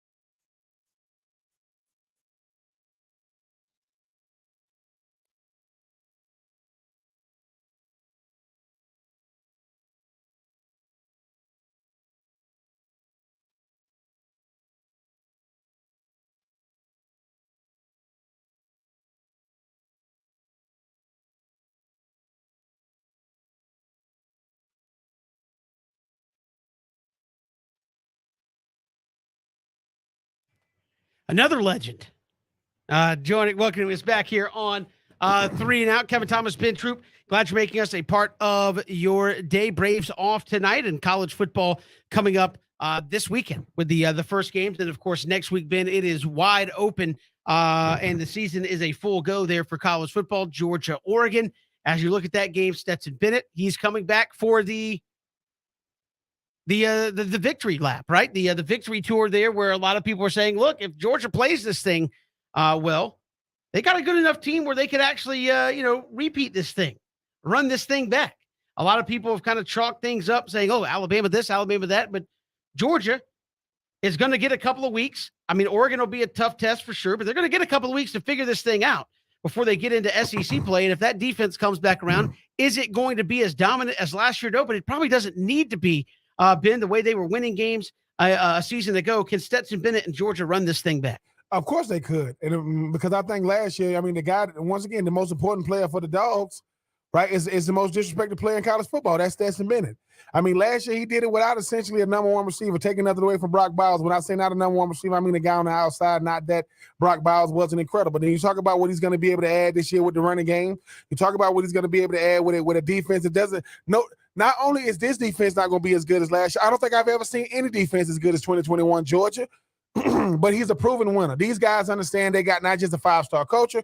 I mean, five-star players, they got a five-star coacher, and they are the hunters, Kevin, not the hunted.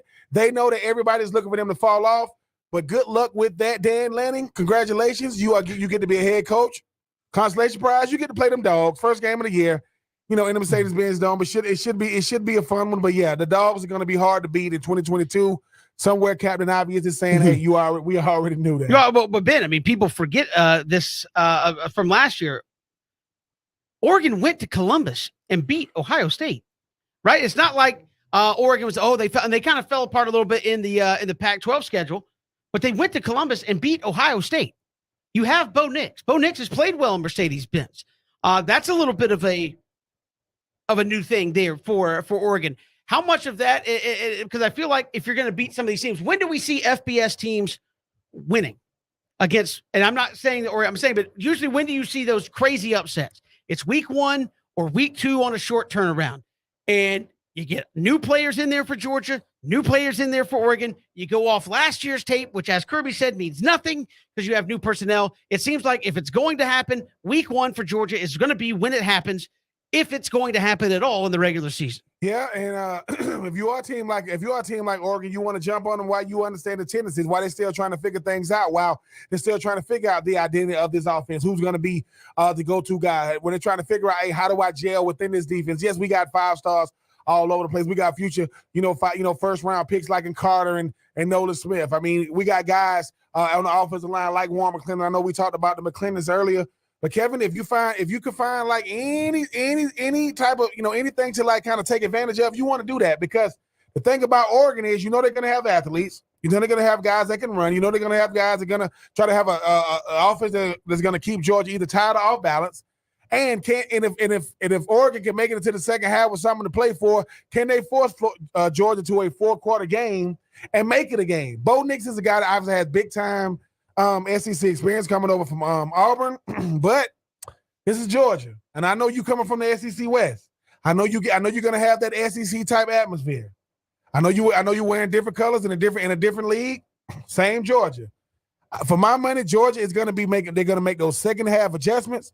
They're gonna get back to what they're doing running the football. They're gonna have Stetson Bennett do that play action pass, and I think they're gonna be hard to beat. That defense is going to be good because they do still bring back a lot, but replacing 5 guys in the first round on defense is hard for anybody, but if anybody can replace it, I think it's going to be them Dogs. They're still going to be fun to watch in 2022. And then people talk about what you have to replace. You lost some running backs, some guys transferred. I mean, is the Georgia offense, does it have to look vastly different? I mean, you're still incredibly deep running the ball. You're still good at key spots on the offensive line. You have 3 tight ends that create mismatch problems. I mean, if you're Todd Monken, do you have to do a whole lot different?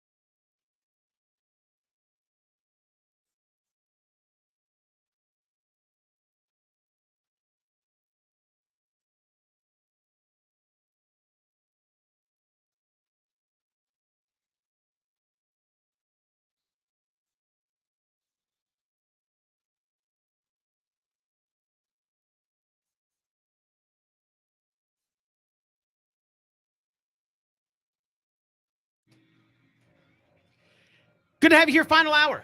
3 and Out on this Thursday. Kevin Thomas, Ben Troop, glad you're making us a part of your day. Boy, stuff just goes viral on Twitter a lot. Fights at practice, these joint practices. We don't see this much fight in the games, Ben, when we get to them in preseason. But the Rams and the Bengals, Super Bowl contenders last year, had a joint practice, and a scuffle broke out. It happens. The Falcons and the Jets got into a fight last week. And of all the teams that don't need to be fighting, it's those two, because you can say you put up more fight in practice than you did the last season. But the video, Aaron Donald, which appeared to be Aaron Donald, overhanding a helmet into a pile, not once, not twice, but 3 times, Ben.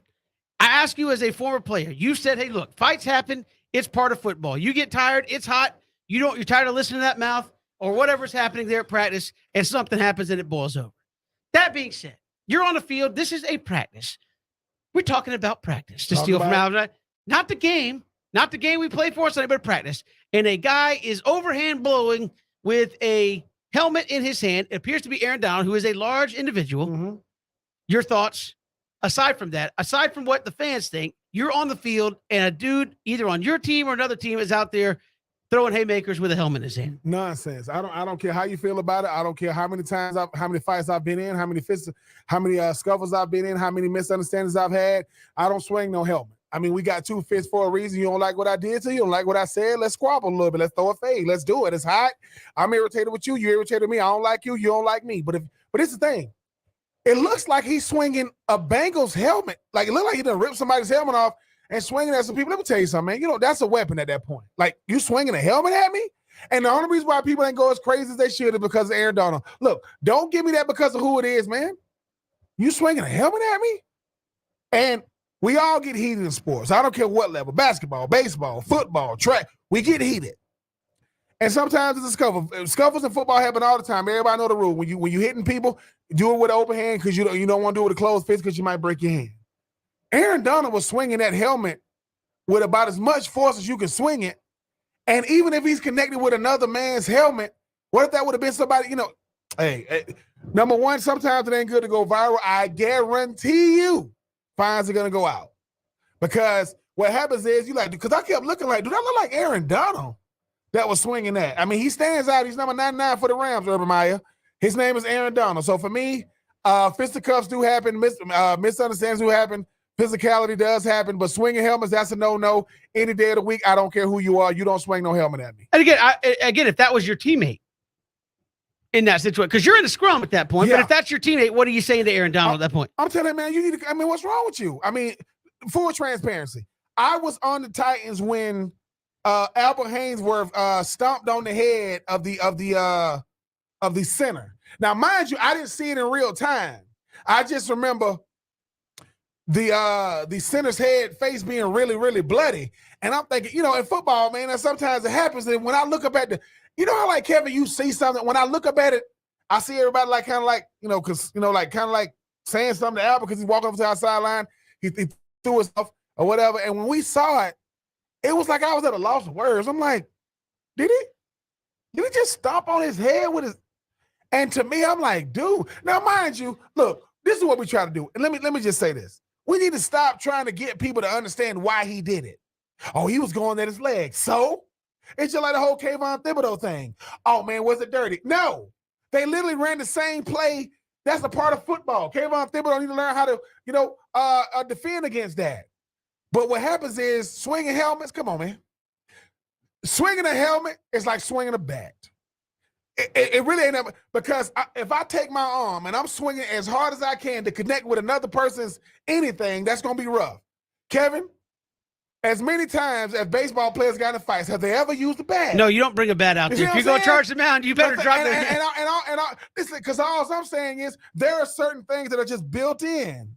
You want to squabble? Let's squabble. You want to throw the fade? Let's throw the fade. What, you got a helmet, bro? Like it's almost like you said, if somebody charges the mound with a bat, you're thinking, well, no. So, and listen, let me say this. Things happen really fast in sports. Extremely fast. I mean, but that's still no excuse. Put that helmet down, man. I mean, I could swing it one time and I realized that I'm doing it. Well, who was it? Myles Garrett. Myles Garrett, yeah. Mason Rudolph, right? Swung it at him. And you see the old line saying, dude, you crazy? Because at the end of the day, man, could I have something in my hand and realize, well, he did it not once, not twice, but 3 times. And people say, why he stopped? He failed. So Aaron Donald, yeah, hey man, I listen. I don't think you a dirty player, bro. But that's some nonsensical stuff. Yeah, right there. we got certainly we'll hear more from that situation as it plays out. Let's go to the phones. Oh, we got our good friend AC calling in. AC, what's happening? Good afternoon. Thank you so much for taking my call. Life is busy, man. I couldn't call you guys. I apologize. Hey, we're doing all right. How are you, man? Fantastic. Hey, I'm calling Paul Feinbaum show left and right, so apologize for that, right? But let's talk about Kevin Durant. Highly doubt Durant, Kyrie Irving, and Kardashian. I highly doubt they'll get to the finals next. I don't think they're going to make it to the conference finals either. They might get knocked out in the second round. They might not even make the playoffs. This team is a huge distraction. So if I'm the Brooklyn Nets, it's time to trade 2 out of 3 and just keep Mr. Kardashian Simmons until he becomes a total diva. We can get rid of him too. This team, quote unquote, they're cancer. They're going to go anywhere. I'm going to hang up by saying this. I see the Celtics. I see the Bucks. Play the 76ers. They could put your money on to get to the NBA Finals from the Eastern Conference in 2023. Let's hear your reaction. Man, you got to keep smiling, man. Hey, look, AC, look, we talked about this the other day because Kevin Durant was linked. Said the Hawks reached out and tried to propose something, and I put it out there, and BJ and you said both. Man, you'd be crazy if you can't get. I just said, look, when Kevin Durant has been on, I mean, you could make arguments that he's been on super teams his whole career. Yep. And either through the draft or through free agency. Right. The OKC Thunder, he was on there with Russ and James Harden, and didn't win. Serge Ibaka, they had an incredible squad. Kendrick Perkins went over there to the best team that we've seen in the NBA in a while, got himself a ring, then goes to the Nets, and has it goes good. So it's like, is he a good player? Yes. Is he a good player that could take you to a championship by himself? I'm not saying that to be like, hey, I want to get my digs in. Mm-hmm. No, I'm asking. There are certain people who say, are they a good player? Are they James Harden is one that people say, hey, is James Harden a great player? Yep. Does he make your team a winner? Nope. So I mean, and that's fair. That's what I think is fair to ask about Kevin Durant. Of course it's fair, Kevin. Because this is the thing, right? The knock on LeBron was what? Until he wins a championship, right? He went to 10 straight after that and won 4. Well, he went to 10 straight, won 4. Now he won 3. Then he got that 4th when he went to the Lakers. Kevin Durant went to a team that had already won a championship without him. Draymond Green calls him. He comes over there. They win 2 championships, and he was Finals MVP twice. They just won another championship without him, so that was already built. OKC, their fans have never, ever really had to worry about not having a winner because you get Kevin Durant 2nd overall pick behind Greg Oden. You get Russell Westbrook. You get James Harden. You mentioned Kendrick Perkins. You mentioned Serge Ibaka, right? And they was really, really good. They had to run until LeBron and company, different teams, in order to win it. They didn't win it. He goes to Brooklyn. James Harden again. MVP James Harden, by the way, at that point. Kyrie Irving still one of the best guards, if not the best guard in the league when he's playing at his best. Had Blake Griffin over there, right? Yep. Didn't matter. Because, Kevin, you know this. Being good ain't good enough. You need a great player that makes his teammates better. Kevin Durant is incredible. Kevin Durant is arguably the best player in the world right now. Some would say, it's Giannis, right? And rightfully so. Some would say it's Steph. I don't think nobody's better than LeBron until he decides to hang it up. But, Kevin, until we see him do it, when he's the guy, I don't believe he can do it. I'm not saying that he ain't got it in him, right? What was the knock on LeBron? Great, can't win it. Won it. And then kept going back. If somebody says, what makes LeBron great? Every team I've been on, I won a championship. Cleveland, Miami, and the Lakers. Kevin Durant wanted with Steph, Clay, and Draymond, and Iguodala and company. And then what happens is he goes, well, dude, yeah, man, I'm the man out here, but I ain't Steph, I ain't Clay, I ain't Draymond. So I think it's true. And the thing is, Kevin, if he can't do it, we just can say, listen, man, at your best, you're an all NBA player. You put you with the right people, you're an NBA champion. Because this is the thing. People say, well, why does that matter? Who did LeBron win with Cleveland? He had Kyrie, a younger Kyrie. They won it, right? Kevin Love. When he was down there in Miami, yeah, he had Chris Bosh, he had D-Wade. D-Wade deferred to LeBron. Because he goes, look, man, I want to win a chip. LeBron goes out into the Lakers. Now Dwight Howard, Anthony Davis. These dudes got championships. Kevin Durant made a lot of money. Kevin Durant signed with 2019 other teams in the NBA and said, dude, we do not want you, bro. He had to go right back over there to Brooklyn. I'm serious. Like, Brooklyn like, dude, shut up, dude. We're trying to get you up out of here. No, don't want to deal with it. And I think AC makes a good point. Kevin Kardashian, because, dude, he loves attention now. He do. Who doesn't? Yes. So we'll see Kevin, but, it's one of those things to where the Braves won the NL East 4 years in a row. People say, can they get over the hump? They did it. Now people don't like it. Oh, they want a chip. I'm sorry. How many teams ain't going to win chips?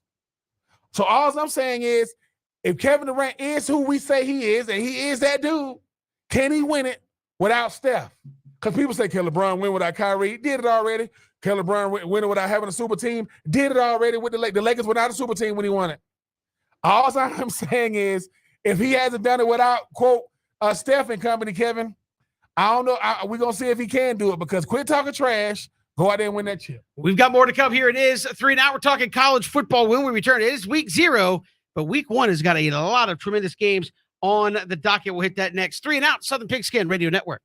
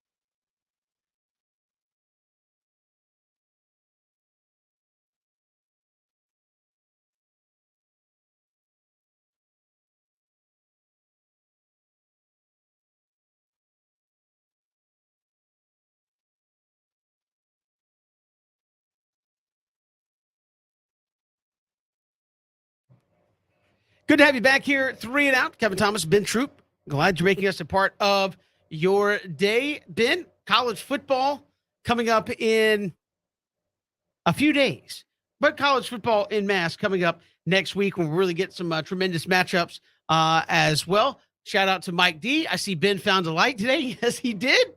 He also threw a Go Dogs, Go Braves at you there as well, Ben. So, yesterday Ben was John Cena. Couldn't see him. Hiding in the background there as well. But obviously a light slate. No games even featuring a top 25 team here in week 0. You get around to next Thursday. You get the backyard brawl with Pitt and West Virginia, the former USC quarterback showdown. JT Daniels and Keaton Slovis, as Ben told me today, is the worst release in the history of football. Pitt says Keaton Slovis is going to be the starting quarterback. Like, we already knew that. Just come out there and say it. But Pitt, West Virginia, backyard brawl. It got very contentious. They stopped playing it there, but that's coming up next Thursday night. I think Tennessee is in action. Let's do it. Next Thursday night. Let's do it. As well. And then, of course, you get into the start of the college football season where you got Oregon, Georgia, Notre Dame, and Ohio State. Get it? Out there on the docket, Utah, Florida. And I think an interesting one actually out there, been NC State and East Carolina. East Carolina, you're like, okay. But NC State is a team that people are looking at saying, look, they're 13th preseason.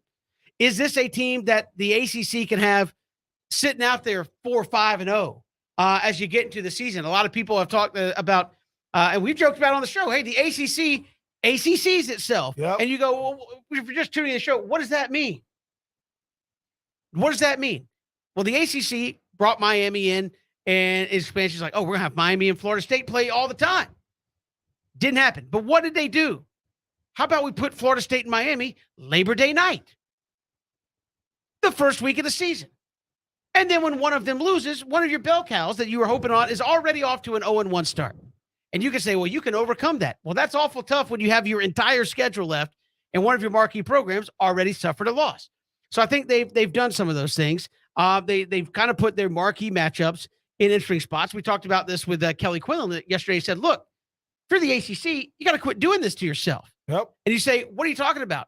Yes, Alabama goes out and plays a challenging game. Georgia's going out and playing a challenging game. But the rest of those non-conference games, up until you get to rivalry week at the end of the season, not as challenging, right? You're going to put yourself in a position. The Big East, post Boston College, Virginia Tech, Miami sliding out. People that couple of years, remember when Rutgers and South Florida were up there? People said, "Oh my goodness, look at the Big East. They're all sitting here at 8-1, 9-0." And then you go look at the schedule and go, they literally did not schedule any of their, quote, big conference games until the last 3 weeks of the season. And what has the Big East been since then? The ACC, to me, has that issue where you've put a lot of marquee games early in the season. You've given some of your better teams short turnarounds, saying, hey, we're going to play on Monday night, and they were going to let you play. Virginia Tech played on a Monday night against Georgia. Was it Georgia? Yeah. A couple years ago, and then played James Madison, who was like the top FCS team, on Saturday at noon. So you gave them like hardly any time, and you play a team that was contending for an FCS championship on a short turnaround. I guarantee you, Georgia wouldn't play Oregon on Monday night and turn around and say, yeah, we'll play South Carolina on Saturday at noon. Of course they wouldn't do that. Yeah.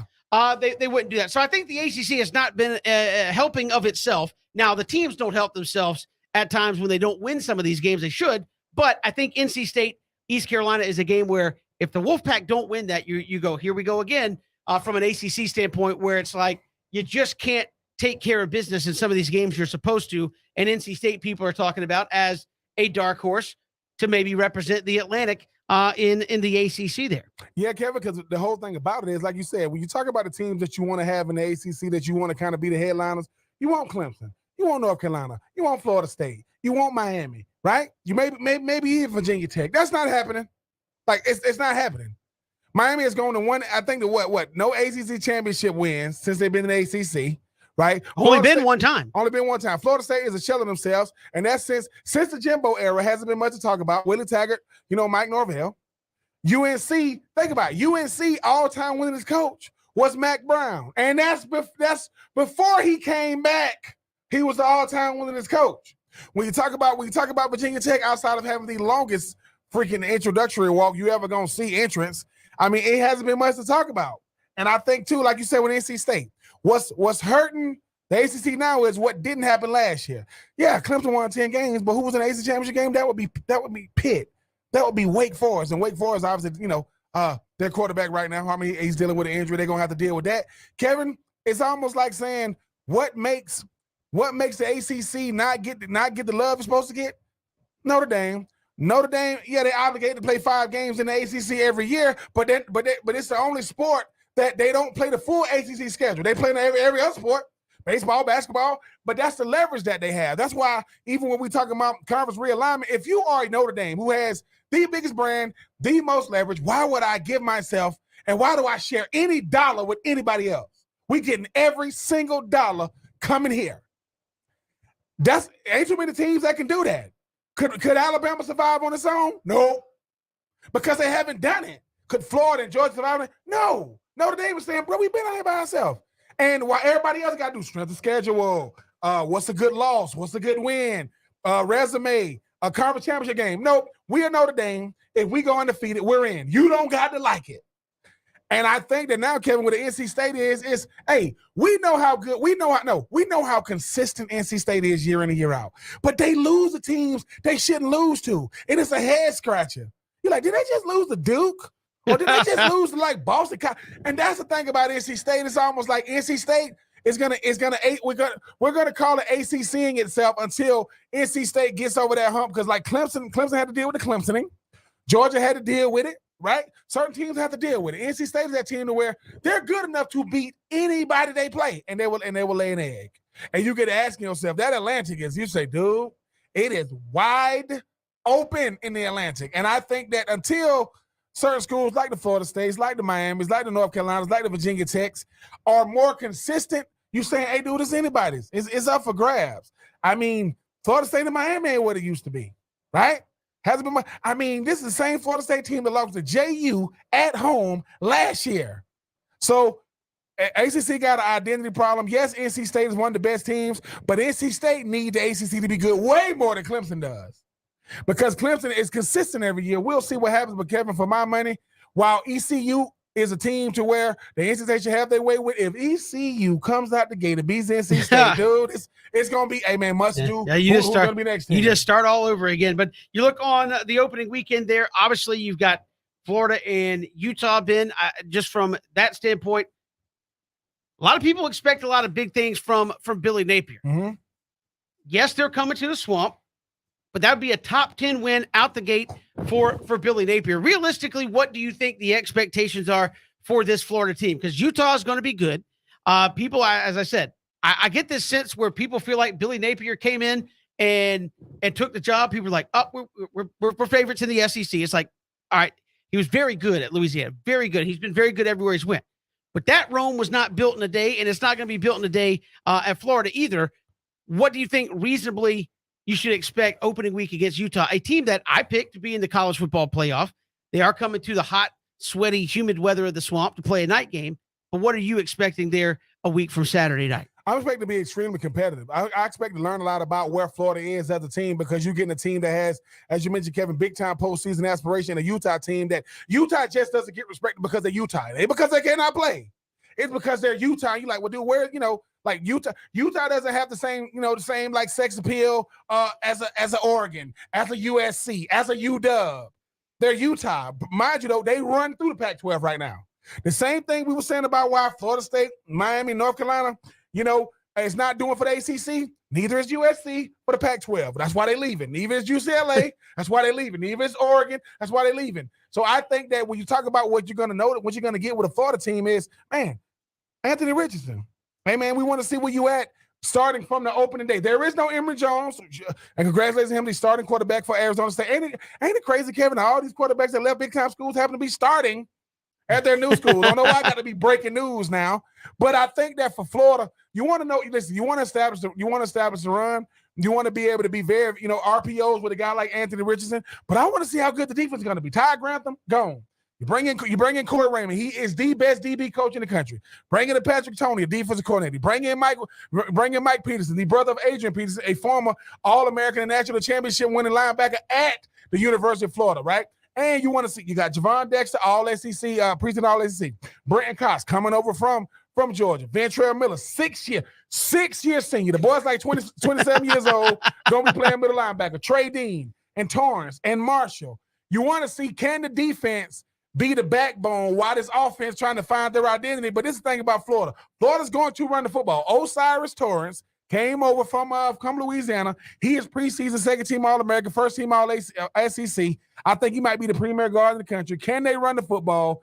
Can they protect the football? Can they get off the field on third down? Because Utah, blink if you want to. I know they talking about how, Florida, they're doing all this stuff trying to deal with humidity. Listen, right. You cannot manufacture humidity. Yeah, no, there's no way. There's no way to do that. I don't care how hot it feels. You get a breather. No. As hot as it is in Florida, you're in the swing. You're surrounded by, almost 100,000 people with extra gear on. It's going to be hot. I think Florida going to have to utilize that home field advantage, that crowd.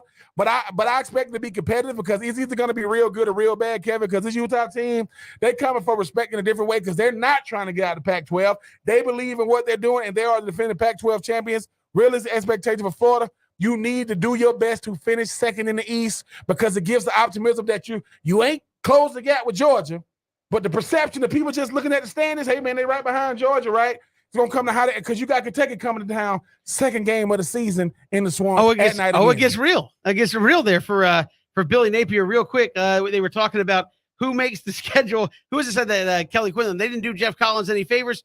Obviously, this one's not doing any favors for Billy Napier first go round. Hey, you get top 10 Utah, and then maybe a team that people are calling the most, you talk about Stetson being the most Kentucky, gets disrespected on their own campus. Yeah. Hey, we're a basketball school. Excuse me. Yeah, John Calipari talking we're a basketball. His one national championship, he's been coaching a gazillion years, talking trash. But he did sign a lifetime contract with Kentucky. So he got a lifetime contract with Kentucky. I think LeBron signed a lifetime contract with Nike. So I guess it feels good to have lifetime contracts. I don't know. We definitely know we don't. We definitely know we don't. We definitely know we ain't signed a lifetime. We got more to come here. It's 3 and Out all across the Southern Pigskin Radio Network.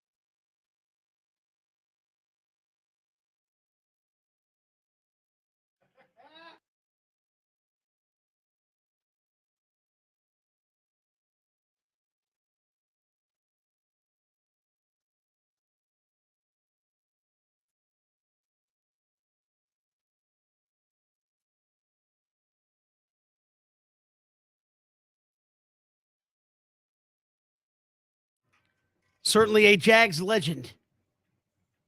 As he brings us back here If you on didn't the know, show. shoot. Ben, look, Braves off tonight. They get ready to take on the St. Louis Cardinals. And I know we have a lot of Braves fans listening and a lot of Braves fans who love Vaughn Grissom. They said he's that dude. Pay him more money than Michael Harris already. That seems to be the going rate. You've been in the big leagues for 2 weeks, you get an extension. But here's a piece. Sure to send Met fans all in a tizzy. Vaughn Grissom sat down with Mark Bowman, and they did a piece talking about him and the Braves and all that, and it talked about going into the 2019. This is how young this kid is. The 2019 MLB draft, which was not that long ago, and he's already in the big leagues. The Braves rookie Vaughn Grissom thought he was going to be drafted by the Mets, and then unleashed the following quote to Mark Bowman. I thought I was going to be a Met, which would have been terrible. End quote. Goat. Put his number up on the outfield. Said. Put his number up on the outfield. Hold on. But you know what Grissom is really doing, Kevin? All right, Kevin. It's the thing, right? Having fun with it, yeah. No, Kevin, listen. Grissom is one of those guys. He realized, hey man, my major league, dreams are gonna come true. And when it really hits you, you start saying, all right, it goes from, hey, I will play for whomever. In the back of your mind, or what you're really saying is, I just hope it's not this team. Because what happens is this. But he's in the major leagues. That is a major league troll job. Well, think about this, Kevin. I mean, most guys are not gonna get called up because it's a numbers game, it's not a talent lack, it's a numbers game. Grissom is saying, look, dude, if I'm gonna do this, I hope that it's a team that matters, with players that matter, in an organization that matter. Because out of 30 organizations in MLB, a lot of them, they're just there, right? Yeah. It's the dark ages. I mean, did you see the Pirates? Like, did we see that? Like when people go, hey man, just imagine when someone says, how bad could it get? And somebody says, Wednesday. What? It got bad. And we're not going to make the playoffs. There's nothing about our organization that even gives us anything about the future. This is going to be our life. 162 games a year. 200 days a year, as you mentioned, Kevin. That's not even counting double headers. So all I'm saying is Grissom is saying, look, now that he did it right, though, I waited until I knew I was going to be with the Braves, earn the Braves. And you got a big rivalry. Thank God. I could have been a Met. Oh, God, that would have been terrible. He goes, I could have been a Met, living in Queens, dealing with the snow and getting the brakes beat off me, being the little brother. Because the thing about the Braves is, Kevin, we talk about this. For a long time, the Braves were the only baseball you had until other teams started coming around. Right. So it's a lot of Braves fans all over. The Mets always got to deal with this. There are two tables for Christmas and Thanksgiving. You got the grown people table, and you got the little boy table. Well, the Mets, they ain't at the big boy table. That's Aaron Judge and them saying, DeGrom, start talking loud. We're trying to say grace. Bow your head. And Max, Jake, bow your head. And all of a sudden, Grissom come in. They go, Grissom, what? Man, come on over here, man. Hey, man, how you get out of that table? Because he played for the Braves. That's right. Who you play for? I play for the Mets. You better. No, that's it. Look, I love it. I love the honesty. Yeah, adding fuel to the fire. I thought I was going to be a Met. That would have been terrible. He should just come out and say, look, I can take infield practice from Wash, or I can go practice winning fake World Series in spring training. Which would you rather do? Yep. I can go to a team that wins World Series or a team that practices what it would be like to win a World Series. Yep. Like, never forget that. Kevin, at the end, no, Kevin. Hey, guys, we're going to practice something real quick. What are we doing? Kevin. It's the third out of the World Series. Woohoo! No. Jumping around. Freddie Freeman. Where he ended up going? We thought, listen. Either way, we thought we were going to go to the games. Like, oh, my. We started, isn't this crazy? People get to go where they want. We saw he can go anywhere but what? Yankees, in the division, and the Dodgers. Right? He can't go nowhere within the division, not the evil empire, not the Dodgers. He goes to the Dodgers. We go, all right, we don't like it, but we got to live with it. What happens is, there are certain players, they mean that much. Like every time I go somewhere, people are like, oh man, you a Braves fan? I'm like, Yeah. That's a Ronald Acuña Jr. That's right. And they go Ozzie. Yep. And Austin Riley. Yep. And Grissom. They know our team. You know why? Because our team is good. Our team is sensational. And I know I'm using the word our because I'm a Braves fan through and through. I only wear Atlanta hats. New era, come holler at me, man. I mean, all I want is some A-Town fitteds. But Kevin, that's what you like, though. You want to say, oh my God, I could have went to the Mets. I like the Mets colors, but I don't like the team. No, because Kevin, this is the thing. The Braves don't got to give, I don't know, $50 million for 1 year for a pitcher for 1 year. No, you know how many players we can sign for $50 million? And they're getting it done. So, hey, Grissom, I like it. And listen, this is what he did, though. He said, hey, Michael Harris, what? Hey, man, I'm going to say it, bro. Hey, say it. Why? We got to play him anyway. Say it. Oh, I dare you to say it. He went out there and said, oh, my God, I would have been miserable. And Kevin goes, oh, love him, in love with him, love it. Automatic Braves legend. Yeah, because at the end of the day, listen, 2 Braves legends already. Grissom, because of what he said, and Jock Peterson, because of what he said. We will not take you back to what Mr. Jock said. We are not allowed to quote that on radio, or we won't make it to next Wednesday to close this thing out. Now, so yeah, Jock Peterson, never has there been more impact in a short amount of time. I mean, Vaughn Grissom might be in the running. Now he's going ahead with the full troll job. Now, does anybody troll the Mets better than Chipper Jones in his life? No, but that is a great quote from Vaughn Grissom right there. We've got more to come. Here it is, 3 and Out all across the Southern Pigskin Radio Network.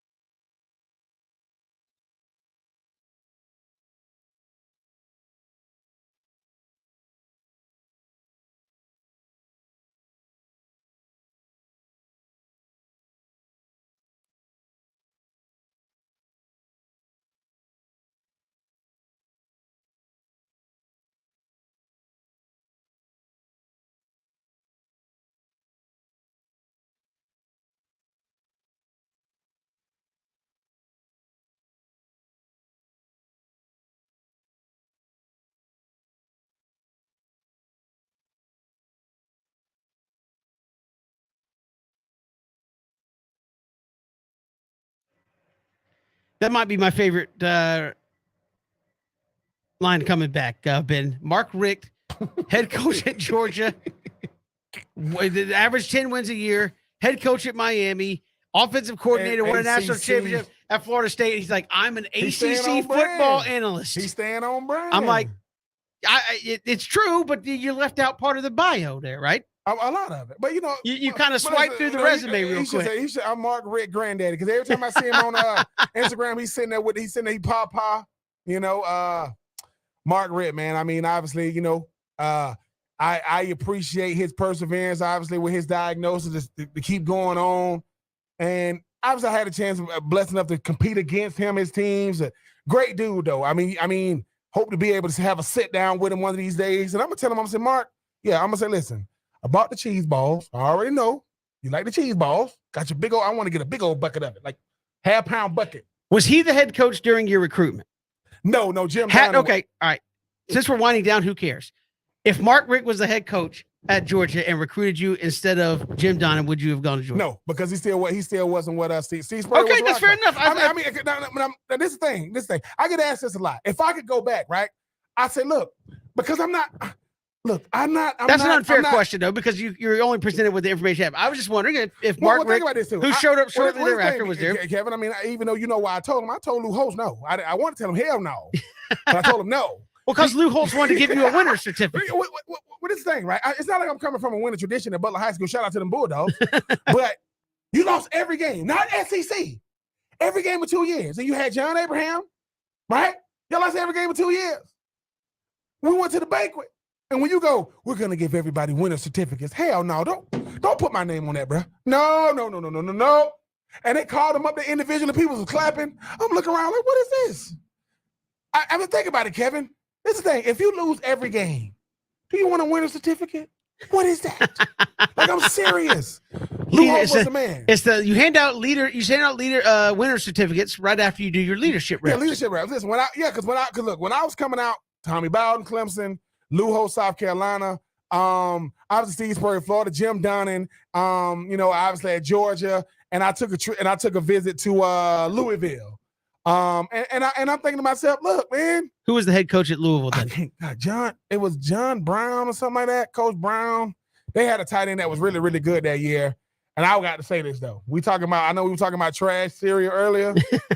I had to do something that Friday night, so I got there late. That food they gave me, trash. I said, look, I don't know what this is. Seriously. What, you don't remember what it was? It was just not good? It was unseasoned like chicken fillets and like rice that ain't got no taste to it. You know how like you eat something in front of somebody, but they're looking at you like this, man, if you don't give me a napkin, because I can't even swallow this. I will say this though. I was blessed in my time because I got recruited by a lot of great schools, North Carolina State, Florida State, Tennessee, Vanderbilt, Georgia Tech.